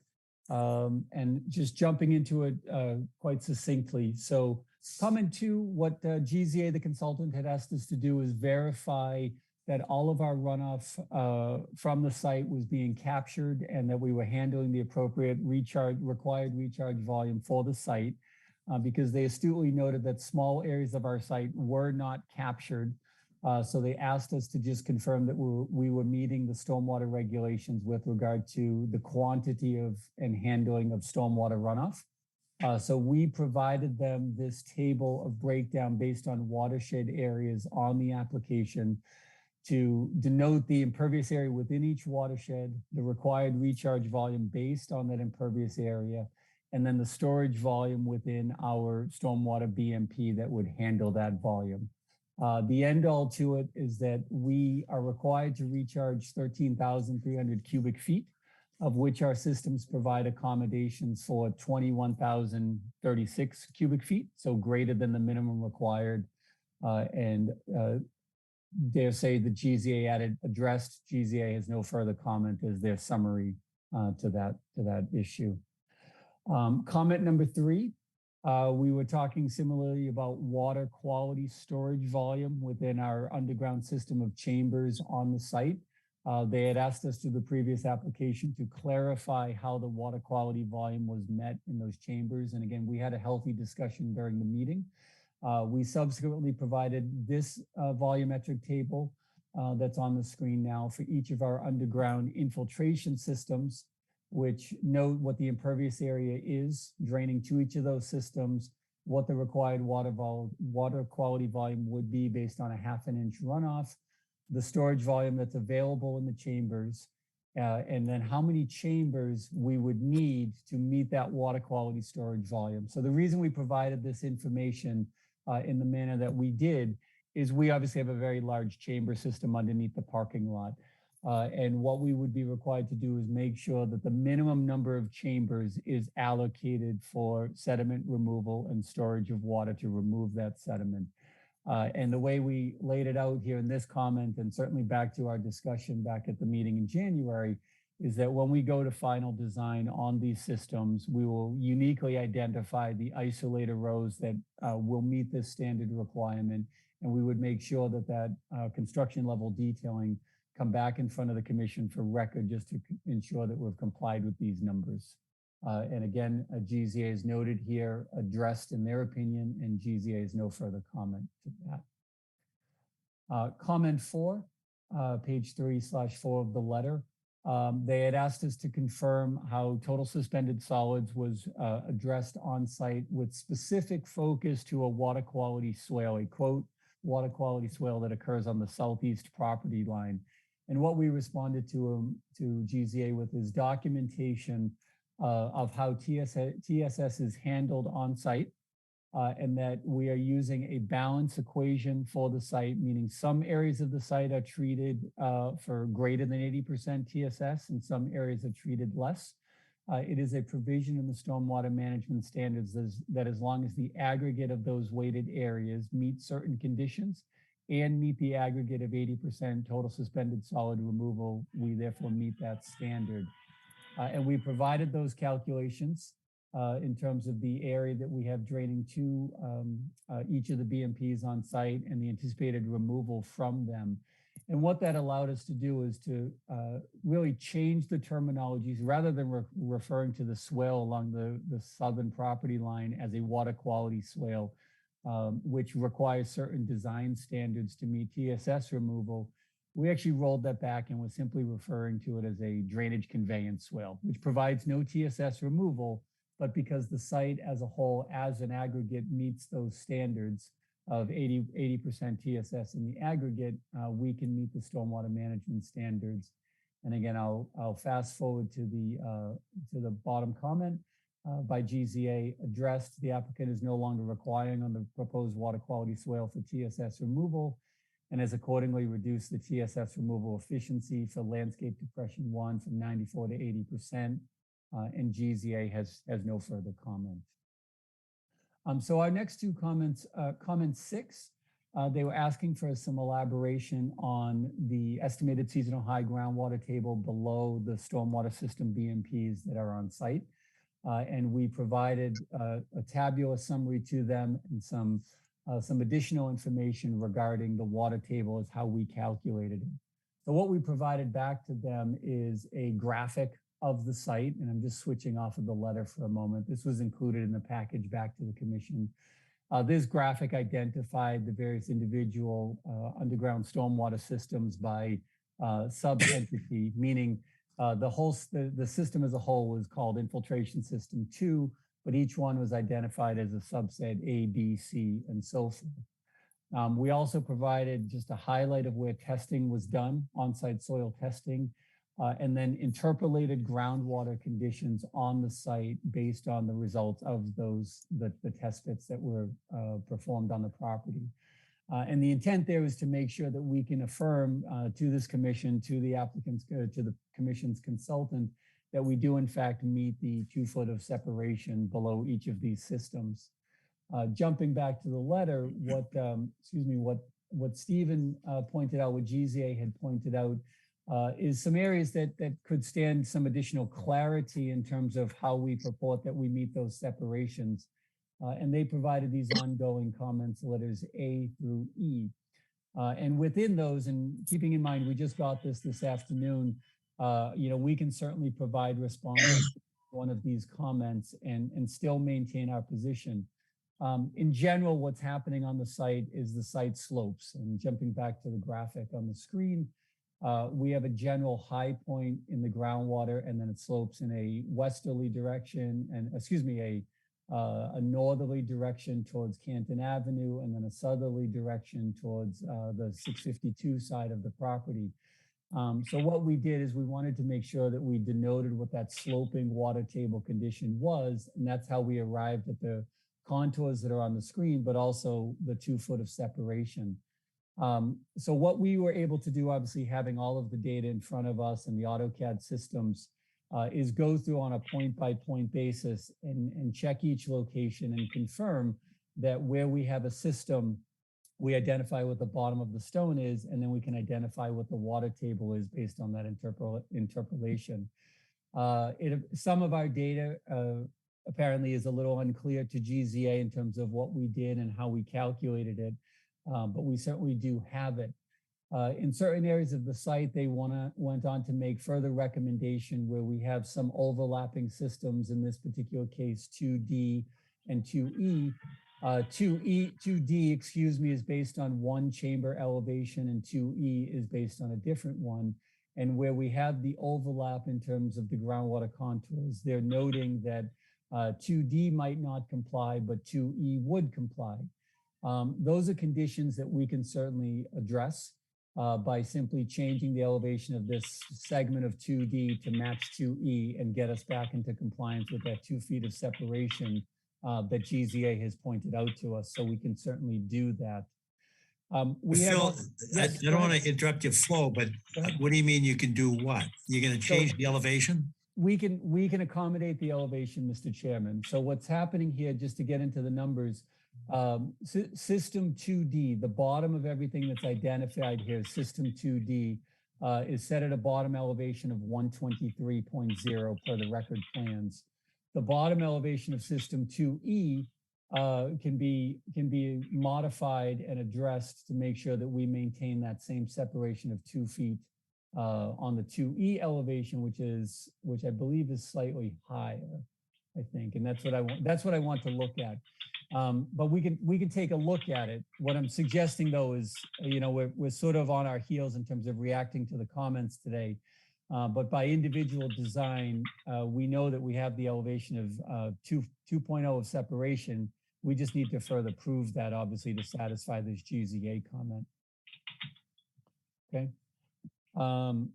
Jumping back to the letter, I apologize. I'm just trying to get through it quickly, and then we can open it up to questions. So that was C, which is what I was referring to. Comment D was a comment regarding how we contoured out the estimated seasonal high water table in our AutoCAD modeling environment. We could take a closer look at it, but we know that our data points were derived from the test pits that we have on site. It's just a matter of taking a follow-up review of it to see if there's anything amiss in the surface that was created there. And then the last comment under this section, GZA recommends that the applicant obtain additional test pit information, specifically test pits excavated within the footprint of the proposed subsurface infiltration systems to better define the estimated seasonal high groundwater table. So we understand the suggestion and we can acknowledge that. Certain areas of the site weren't accessible to us because there are existing houses there that we obviously can't test that will ultimately become drainage. So we would offer up for the commission, we'd be happy to conduct some confirmatory test pits, and we'd suggest to do that as a condition if the commission is willing to support that as part of any order of conditions that they're willing to issue on the project. And what we can do with that is, when the demo is complete, when the site is prepared, we can review the water table that's there and just really reconfirm what we've interpolated out here on the site. Two more, and I'm almost done.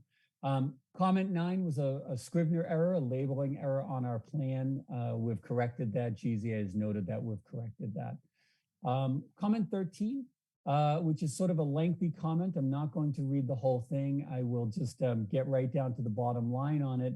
GZA was making the continued recommendation about conducting additional on-site soil testing as part of the groundwater mounding analyses and methodology. We reported back to them that we remain of the opinion that the additional testing is not required. It's not prescribed by the stormwater management standards, and GZA rightfully so continued in terms of their opinion that they put out that, quote, "It is GZA's opinion that the methodologies used cannot sufficiently predict the potential for excessive mounding given the limited depth to groundwater information and the complexity and size of the proposed infiltration gallery system."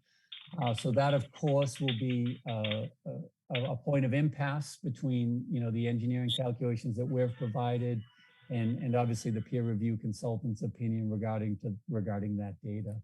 So I guess to sum it up and put a bow tie on it, most of the comments have been addressed by GZA's words. Where one comment remains outstanding in terms of compliance with groundwater elevations, I think some additional clarification can accomplish that. Where we have this separation of fundamental ideals on the groundwater mounding analyses, I just think we'll have to agree to disagree on it as we talked about at the last meeting. So that's where we're at. Again, I see Steve on the call. I don't want to steal his thunder or certainly speak on his behalf, but I know he is here tonight as well. Sure, Phil. Thank you very much. I mean, from the perspective of the commission, we retained, at your cost, I acknowledge, but we retained the consultant for GZA for purposes of hydrology consultation. And we looked to them for guidance. And starting in looking at the February 7th, 2023 GZA report. And again, I'm on 13, the same one that you just concluded with. And it says, GZA strongly recommends the evaluation of the potential for SMS failure due to groundwater mounding using three-dimensional numerical modeling methods, site-specific subsurface data, and the maximum probable storm and snowmelt events. So, we did have a discussion over that. And I think in your response to that, you declined to give us that information. And now we've got their report that you just went over. And I mean, it says here that our above comments are focused on higher level concerns regarding technical appropriateness of the overall methodology presented in the information and reviews by GZA. It is GZA's opinion that because the assumptions required to use the analytical, that is the hand-touch method, are not supported by the available site data and design of the proposed stormwater management system, use of the method is not appropriate and therefore does not meet the regulatory requirements. Now, all along, we've had similar discussions on another project that we are looking for mounding analysis. And I think your position is it's not required by the regulations. Our consultant is now saying to us that it does not, your method does not meet the regulatory requirements. And in fact, we need additional site-specific data, and we need a three-dimensional modeling analysis to be done.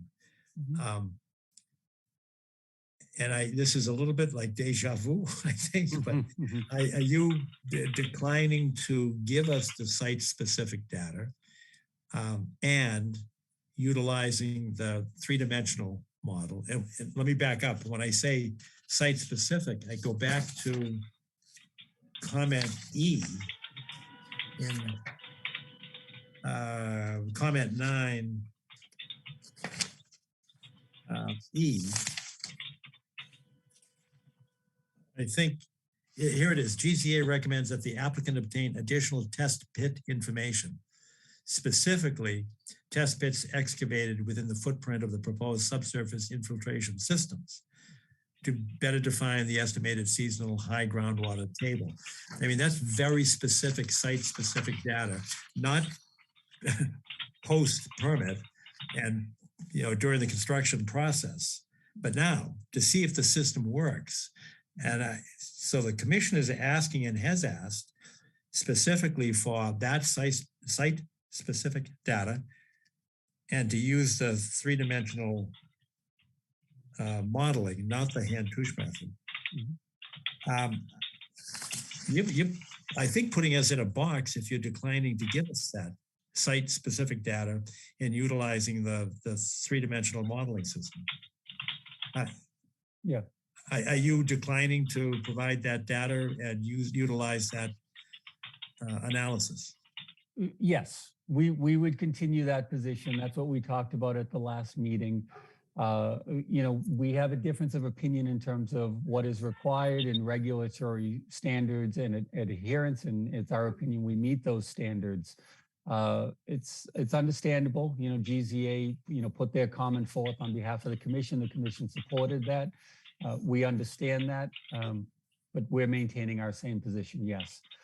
With regard to the test pits, the suggestion about doing those as a condition of a permit is because it allows us during the construction, when we remove the houses and the other obstructions that are in the way, we can conduct test pits in more specific areas underneath some of the areas that were identified in today's GZA letter, just to confirm those elevations. And the reason we, not suggesting we want to take any adverse risk in doing that or deferring any part of that, is we obviously have confidence in the data that we're putting forth, confidence in the test pits that were done, and, you know, and how we've applied the data. The additional test pits is really just to double and triple check those numbers in areas where we couldn't dig or didn't dig because the house was there, or the driveway, et cetera. All right, so I guess, as I understand it, part of the issue is that you want to use your interpolation approach, and we're asking for site-specific data to essentially confirm that the design will work before we say yes. Is that, I think that's where we are, correct? It could be. I mean, so my reading of the GZA, and I don't want to put words in their mouth, you know, in terms of functionality, as you guys will have to make a decision on. What I read in this comment is we just need some additional confirmation that the numbers are there. The numbers that you say are there are in fact there. I don't read in there that the system is not going to work. It's an inappropriate system. You know, it's poorly designed. It's just make sure the numbers are there that we say they are, and additional clarity on the design can do that. Well, but basically, I'm going back to 9 here, but basically they're saying that they don't think your data does support the model that you used. And then in 13, they're saying, A, we need site-specific data, and B, we need a different modeling approach. And part of it's clearly because of the complexity of the site. So, Mr. Chairman, you and I, as we're talking, we're the only voices talking right now. We might be conflating two of the topics that are in the latest letter. So just for clarity, the latest letter today, if we were to boil it down, we have 2 open issues. One, our confirmation of the elevations of the estimated seasonal high groundwater below the subsurface infiltration systems. That's the point at which I'm suggesting confirmatory test pits can check those boxes to make sure the numbers are there. We base it off of interpolation using the data that we have. The other, the methodology, the additional on-site testing, those matters were related to the groundwater mounding analyses, which is the separate comment. I just want to be clear that we're talking about two separate issues and Correct. not a consolidation of them. I agree with you. Okay. I agree. And Mr. Chairman, I jump in. Steve D'Ambrosio with GZA. I agree. Phil's description is correct. I just said that. I agree with him. Yes. I agree with what he said. We all agree. We're good. Okay. I gotcha. All right. Questions from commissioners? Comments? I mean, my position is we need the data. That recommendation is our consultant's recommendation that we need the data and we need the analysis done on a three-dimensional modeling basis. This is a very complex site. I certainly have never seen one with 52,000 cubic yards of fill. That's a first for me. So it does require a close look, and I know you've said in the past, Phil, that you're in compliance with the regulations, but our advice is that, well, no, not under these circumstances, that the lack of supportive data does not make you in compliance with the regulations. So I think that the commission is reasonable in asking for more site-specific data and the different and the analytical approach to the mounding analysis. But I will open it up to questions, and I will give it over to Jim or to Steve as well. But I'd like to hear any comments from commissioners first, or questions. I can't see everybody. So I don't know if anybody's got their hand raised. Arthur or Tom or Wendy or Hans. I'm looking around. I don't see any questions there. I do see hands here from Scott Horsley, so I'll go to Scott. Yes, Mr. Chairman, thank you. Just not to reiterate too much because we've been over this many times, but just to be very clear, we've done a very close look at this. We've spent a lot of time on it. I think GZA is in concert with our strong recommendation that the model that's been done so far is inadequate. And even the applicant at the beginning said this is a complex site and a challenging site. That's on the record, and it sure is. And I think it's pretty clear that this model is required. It's the only way you're going to get the answers. As you've been asking, where does the water go? Great question. We don't know yet. Hasn't been shown. And then the second point is this comment that we need to wait to do the test pits until we remove the buildings so we can get access to the site. I don't think that's accurate. I think they can get test pits without removing the buildings. So I think that's an inaccurate statement that would be the reason why you can't do the test pits now. If we need to, we can pull out a site plan and go over where test pits can go with the existing buildings there. So I don't think that's a fair reason why you can't do the test pits now. And I'll leave it there. I know Mike Mobile would like to comment too, so I turn it to him if I may, Mr. Chair. Certainly. Mike, are you there? I am. Good evening, Mr. Chair and board members. Mike Mobile, McDonald Morrissey Associates, appearing on behalf of, or at the request of the abutters, the proposed project. I just want two quick things to say. One is on the matter of data collection at this site.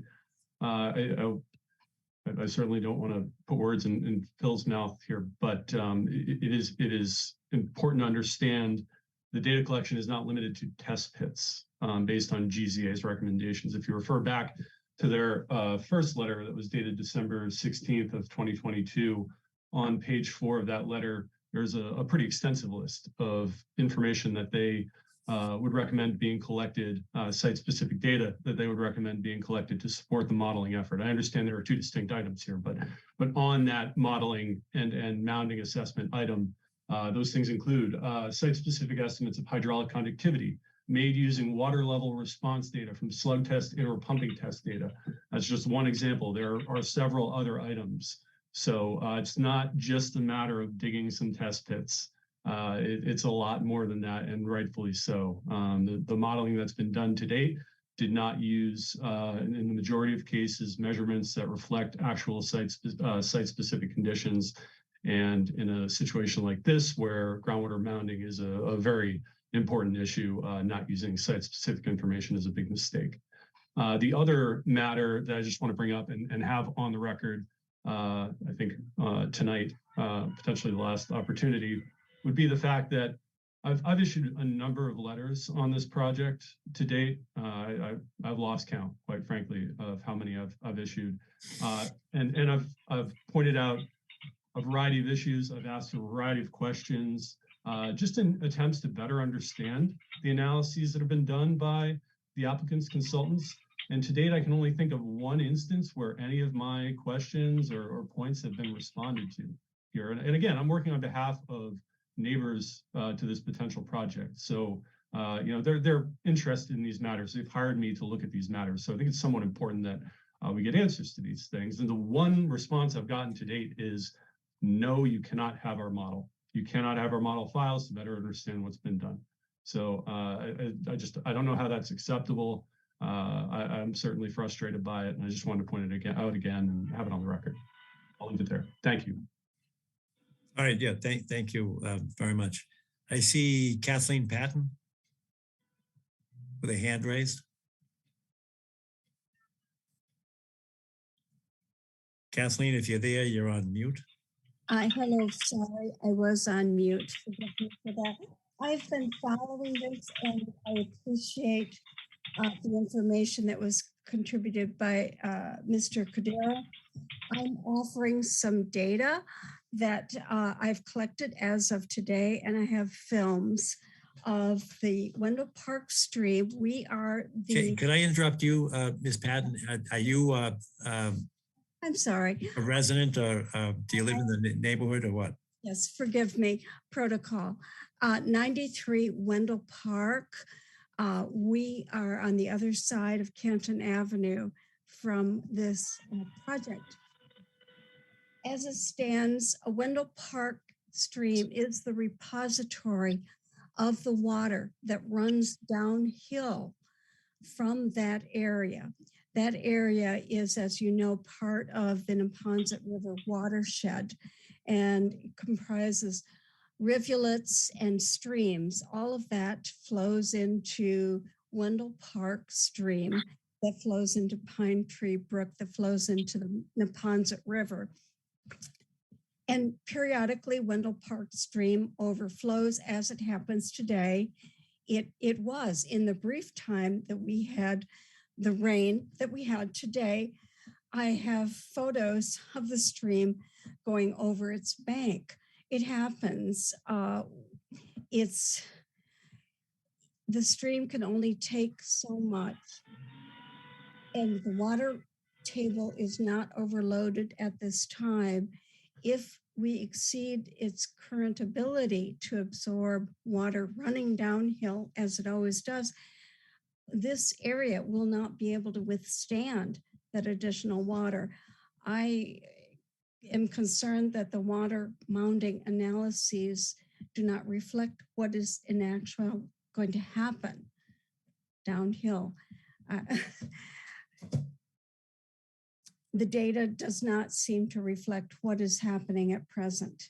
And I have photo evidence of that as of today. Right, thank you very much, ma'am. And I appreciate your comments and your direct, as a recipient witness, I think it's important that we hear from you. Are there other questions, commissioners, abutters, members of the public, anyone? I think we're at kind of an impasse here. Now I'm speaking for myself, but I am requesting, and then I'll put it out to all the commissioners, but I'm requesting the site-specific data that has been requested. And just so the record is clear, and I am referencing all the letters from GCA, including the December 16th letter, because I know that I didn't mention, soil compaction studies, conductivity, all of those, that site-specific data. But I'm very focused in on, the test bits. And I have no idea, and Phil, you might be able to help me out here, as to whether or not the house is actually sitting on the area where those um, uh, I guess they're under the building. Yeah, but I think what you had before, all the bays where the water will go to be stored, I think that's the area where the test pits would have to be done. And I have no idea whether or not the house is sitting there now. You'd have to demolish the house and take the test pit, or you could put the test pit beside the house.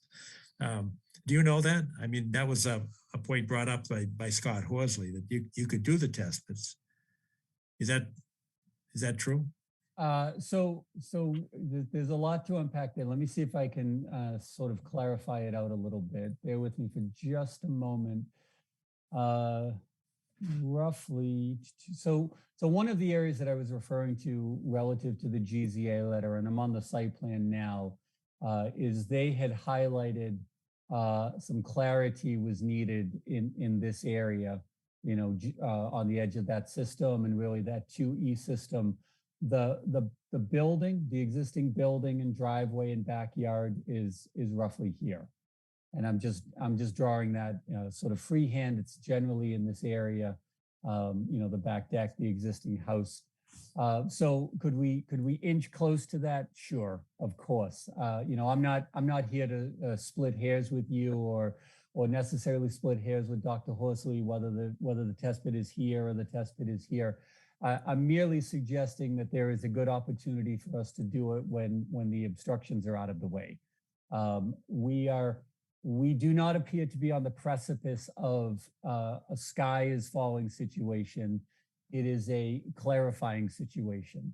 If this were jeopardous and we said, oh my goodness, none of these systems work in terms of separation of the water table, you know, we might be in a more amenable position to do it now. But the reality is, again, as I read this letter, they want confirmation from us where that water table is, and no better time to do that when we can open up the excavation and just reconfirm all of that. That's what I was suggesting. And again, I'll take the opportunity to reiterate, we are of course aware of the multiple GZA letters and the suggestion in their conditions for hydraulic conductivity, slug testing, borings, things that are outside of test pits.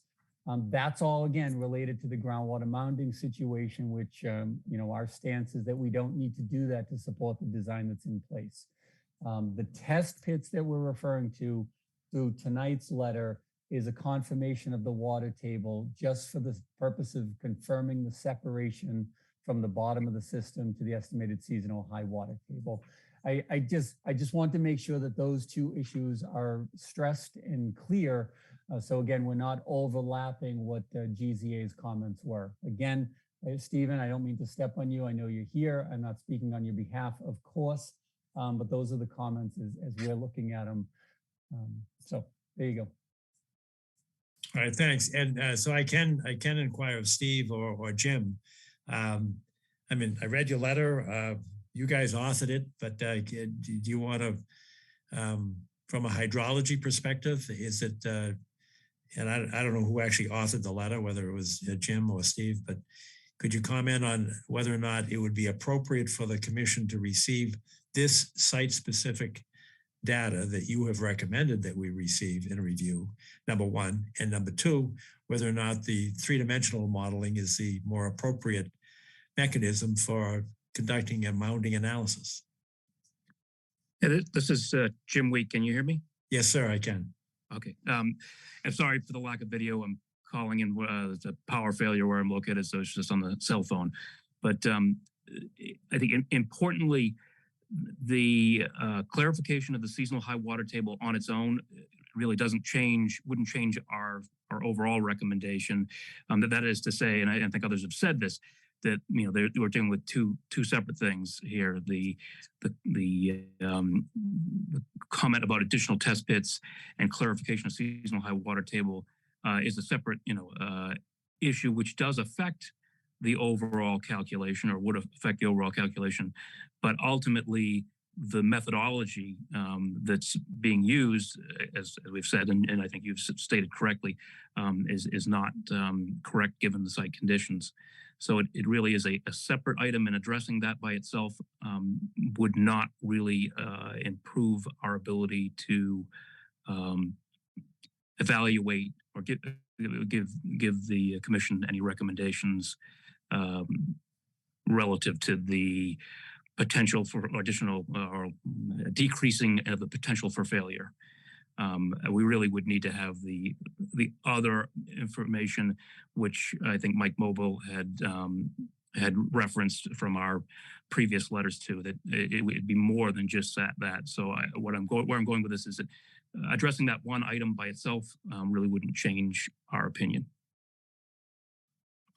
Understood. So it is your recommendation that we get that site-specific data. And I'm now focused not in comment 9, but I'm focused on comment 13, that we need site-specific data and a 3-dimensional modeling for mounting analysis. Is that correct? That's correct. All right.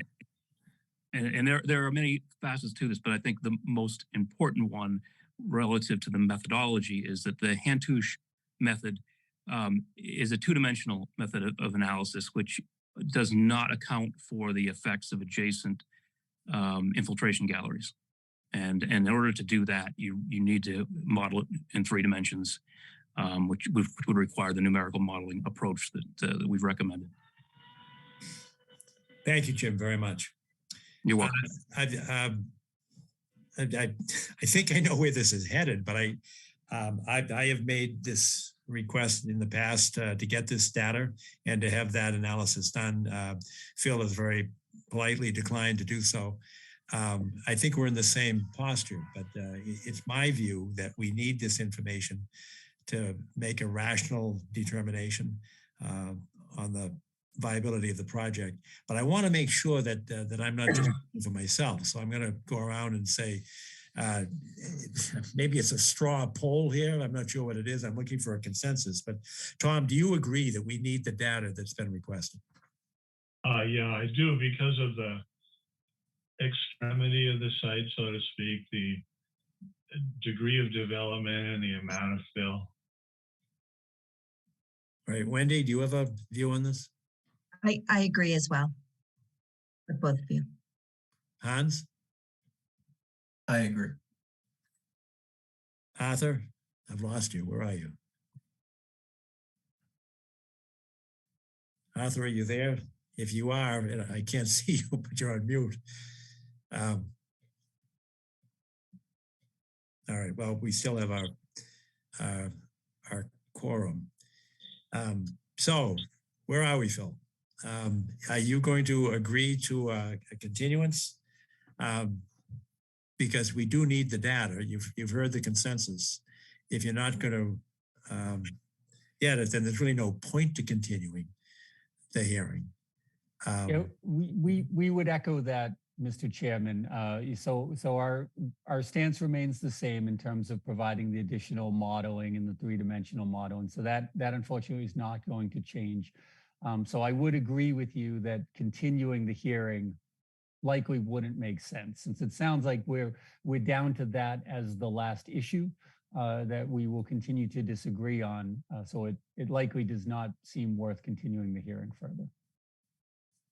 All right. To some extent, though, you're forcing a vote, and the rationale for a negative vote would be, as DEP has acknowledged in the regulations, that insufficient data or a declination to provide the data is grounds for a denial of the permit. And you're kind of pushing us in that direction. And I want to make sure all the cards are on the table. And Jesse, you can weigh in and tell me if I'm wrong on that, or Ned, you can weigh in on it as well. But I think the commission is getting pushed into a position where if we don't get the data, then we're going to have to deny the permit on that basis. Mr. Chair, if I may, I guess I'd like to highlight just one brief point, because I think what's happening here, unfortunately, is we're to some extent talking past each other in the same fashion and not to make reference to previous projects that aren't at issue here, but similar to what happened on the 582 Blue Hill Avenue project. And if it would be helpful, I could put up my share screen and just really highlight, the point of disagreement that we have here, which really it all comes down to the portion of the site and the portion of the project activities that are within this commission's jurisdiction and that we're here to talk about tonight, which is very, very limited. And it's, I'm happy to put up the share screen. It's a small portion of a buffer zone at the rear of the site, and it's a small portion of the buffer zone at the bottom of the site. The issues that we're talking about tonight and the issues relating to the groundwater mounding and the issues relating to the test pit data, relating to a lot of these stormwater management infiltration systems, these are outside of the commission's jurisdiction. So I think from our perspective, DEP has been very clear in dealings with the commission in prior instances and in other towns and cities that the commission's jurisdiction and what DEP is going to be looking at if they are called upon to review this project is limited to those areas. And that those areas are the areas of concern for the commission and the areas where it's appropriate to issue conditions. What we have tried to do in this process, as we talked about last month, is we've really endeavored to try to work with the commission and provide data and analysis and response to requests for information that frankly go beyond the commission's jurisdiction, because we want you to get to a comfort level with this project. Recognizing that it's a larger project than typically is seen in this area, and recognizing that there are unique circumstances dealing with this site. Where we come down and where we disagree, I think, is where this kind of analysis is supposed to take place, and that would lead me to a follow-up point that I want to just reiterate and bring to the commission's attention and bring to GZA's attention in case anyone is not aware of this or maybe lost sight of it, which is that the Zoning Board of Appeals during its review, as we've talked about a number of times, it was subject to a full peer review by Tetra Tech, which was reviewing the project under the town's local wetlands protection bylaw. What came out of that peer review process was a robust series of conditions which require an oversight and analysis by a hydrogeologist. That could be GZA at the appropriate time. It could be Tetra Tech at the appropriate time. That's really up to the town of Milton. But what the program calls for is, one, the retention at our expense of a hydrogeologist to advise the town, to advise DPW in the oversight of the construction of the stormwater management structures that we all have spent so much time talking about. What that requires of the applicant in this case, and this is not a state requirement, it's never been done in any project that I'm aware of, it requires a 6-month program of monitoring wells to be installed on the project site with data collection, I believe on a monthly basis, provided to the town's hydrogeologist before shovels go in the ground. All that data collection is done before the project even starts construction. The installation and the inspection of those stormwater management structures is subject to DPW oversight. It's subject to NIPD's permitting. It's subject to a stormwater management permit by the town of Milton Department of Public Works. All overseen by the town's hydrogeologist during this course of extensive oversight, which again, it's not something that's typically done. It's not something that's required under any law of state or federal law that I'm aware of. In addition to all that monitoring prior to and during installation, the conditions of the comp permit also call for a year post-construction of monitoring of the stormwater management systems to confirm that these sky is falling scenarios that we've been hearing so much about during this process don't in fact occur. And if there is some kind of effect that is measured after that year, the town has the option to, 1, require mitigation, 2, require additional testing, and 3, they can only allow the removal of these monitoring wells after there's confirmation of no effect. So this could be potentially a long-standing program of monitoring and potential mitigation to be applied if there is in fact an effect. So there's a lot of protections that are in place, and I want to make sure that everybody is aware of that. This isn't a case that if the commission votes to approve and votes to issue conditions with respect to the portion of the site that's under your jurisdiction, we're not just off to the races and we can do whatever we want. There's an extensive program of monitoring and permitting that still is yet to take place. So with those comments, I defer to everything Phil has said tonight. We respect everyone's opinion here. We respect everyone's position here, but I think we're just at a point of disagreement fundamentally on what we're here talking about and what's required.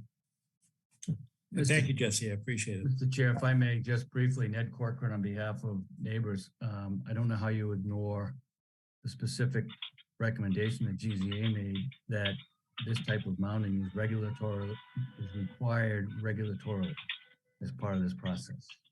That's their recommendation. I don't know how you ignore it. I don't know how you issue a permit that's conditioned. I think what they're requesting is appropriate. What they provided is limited and substantially useless. And I think the commission has a right to be assured that any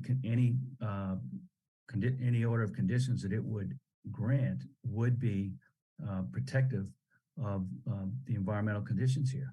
And I don't know how you do that without requesting the type of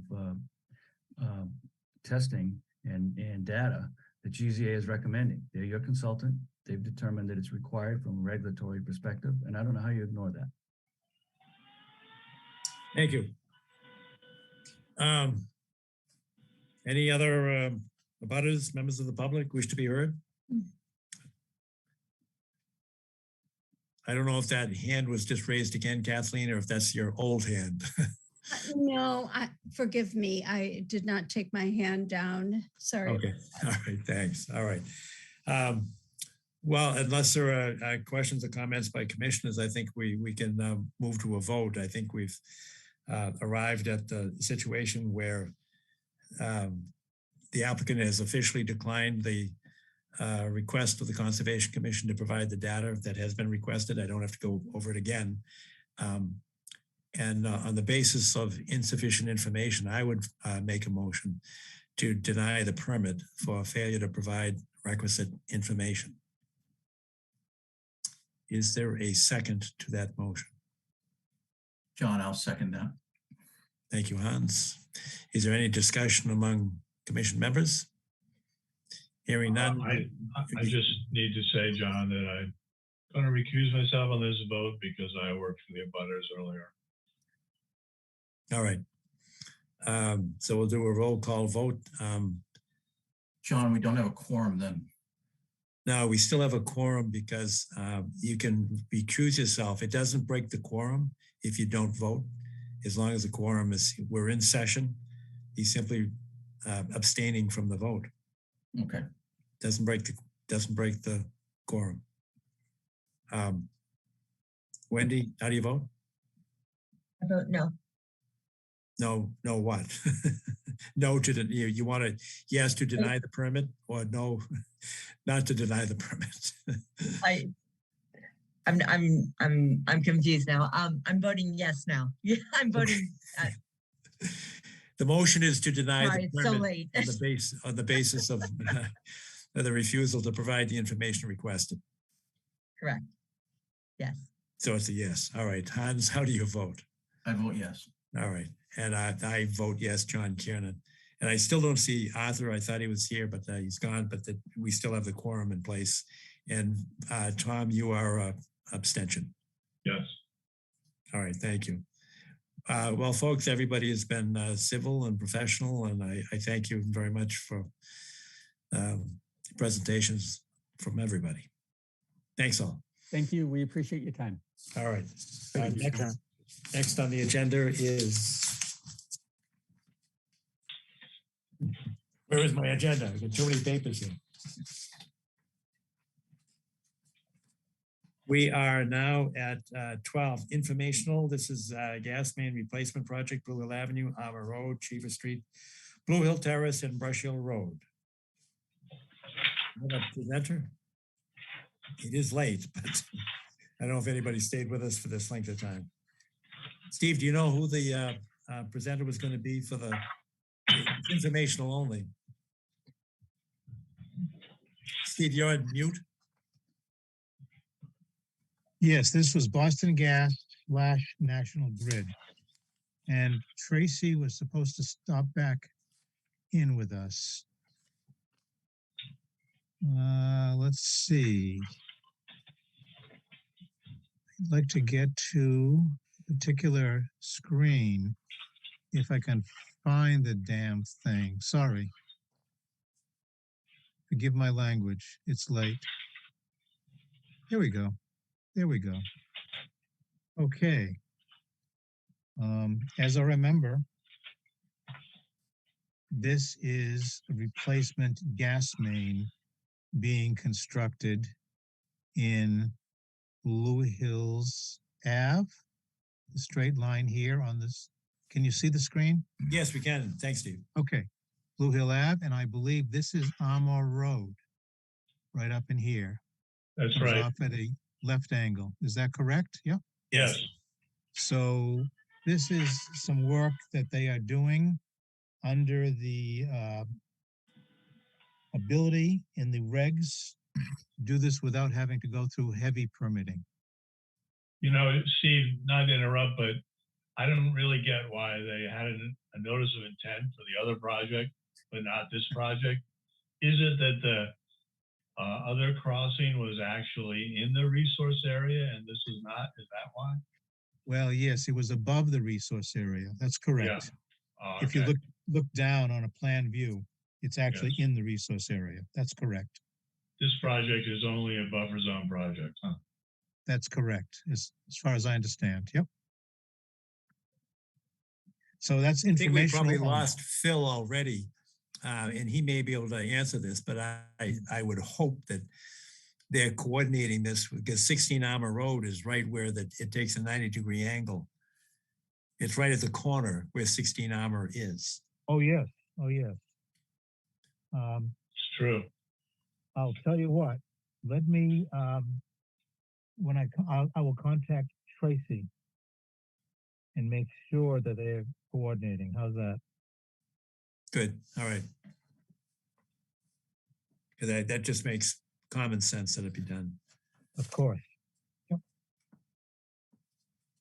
I'll put that on my homework list. And I do not have any additional business this evening. All right. So just so that everybody's clear on this site, there is no RDA, and you know, they cite to the regs that give them an exemption. Right. And I'm quoting here for the public's benefit: the project is exempt from a filing under the WPA, the Wetlands Protection Act, as it is being conducted to maintain, repair, or replace, but not substantially change or enlarge an existing and lawfully located structure or facility used in the service of the public and used to provide electric or gas services, which the town of Milton recognizes. So it's informational only. It does not require a vote on our part. But I think Steve would be very helpful, and you might want to put a call into Phil as well, and make sure that they're coordinated, because it wouldn't make any sense if they're at odds and opening a street and then closing it and then opening it and closing it again. Makes very good sense, John. I'd be happy to do that. All right, thank you.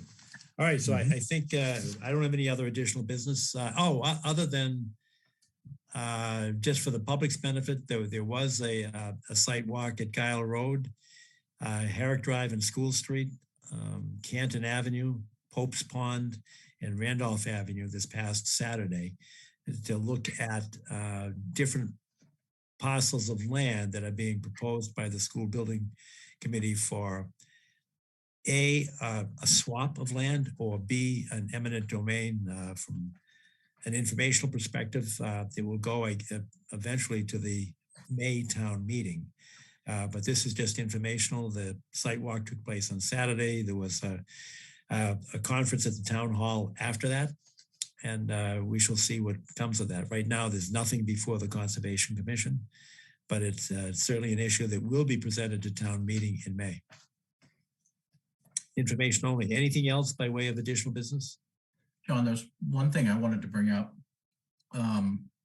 Given that we are seeing more projects that have complexities to them, including you know, what we're seeing in the school building with these housing projects. And I'm just wondering if it's worth pursuing the ability to retain a third-party review on a quicker basis to potentially have the ability for some sort of on-call services for maybe a couple different consultants, maybe 2 or 3, to sort of help us in facilitating the ability to pull in a third-party engineering consultant, you know, on a quicker turnaround time than we've seen. I think the answer is yes. The more difficult proposition is the statutory authority is there to allow us to do it. The problem that we'd have with having somebody on call is that we don't know who the right expert is. And we've got some contracting issues that we have to put it out. It's not to a bid necessarily, but we have to put it out to more than one potential consultant in order to comply with the bidding laws. That's what slows us down, is that we get town council involved. He's got to look at the contracts. It goes to our, whatever the town contracting division is, for approval. And then it has to go to the select board. That's what slows us down. If we had somebody kind of on call, as you suggested, we wouldn't know whether or not it was a hydrologist, a mechanical engineer, a civil engineer. It would change.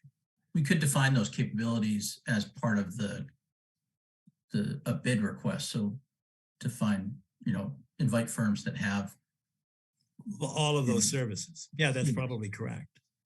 That's probably correct. I wish Arthur were here, because that's something I think we'd have to have the select board support for. I'm sure it could be done from the legal counsel, town council's perspective, but we need because it's a contracting provision, it would require the select board support.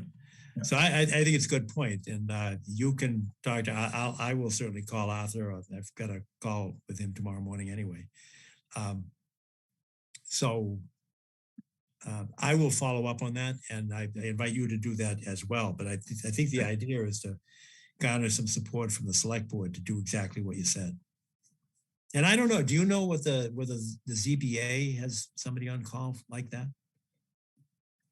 I don't know if the ZBA does, but I mean, obviously the planning board does. I mean, they've mentioned Tetra Tech, niche, and those are. Yeah, those are ZBA. Those are all 40B projects. And that's them. Yeah. That's the Zoning Board of Appeals. Yeah. But I do. And I can John Leonard and see whether or not he's got a program for that. But you're right, it is slow. This one was faster than the first one, but the first one was interminably long. So it's a good point, Hans, and I'll follow up with Arthur and see if we can get some select board support for that. And I'll check to see how the other boards do it. Okay. All right. Nothing further? One comment regarding an earlier session. I did the math. 500 times 600 is 300,000. Oh, I know. I had that on. I had it written on when I went through it. That I didn't put the number on it, but Ned said, "I know it's a large number." Yeah, 600 trees at $500 a piece. That's $300,000. That's more money than we've had to play with. I know. Yeah. I got it. Can we make another forest with that money?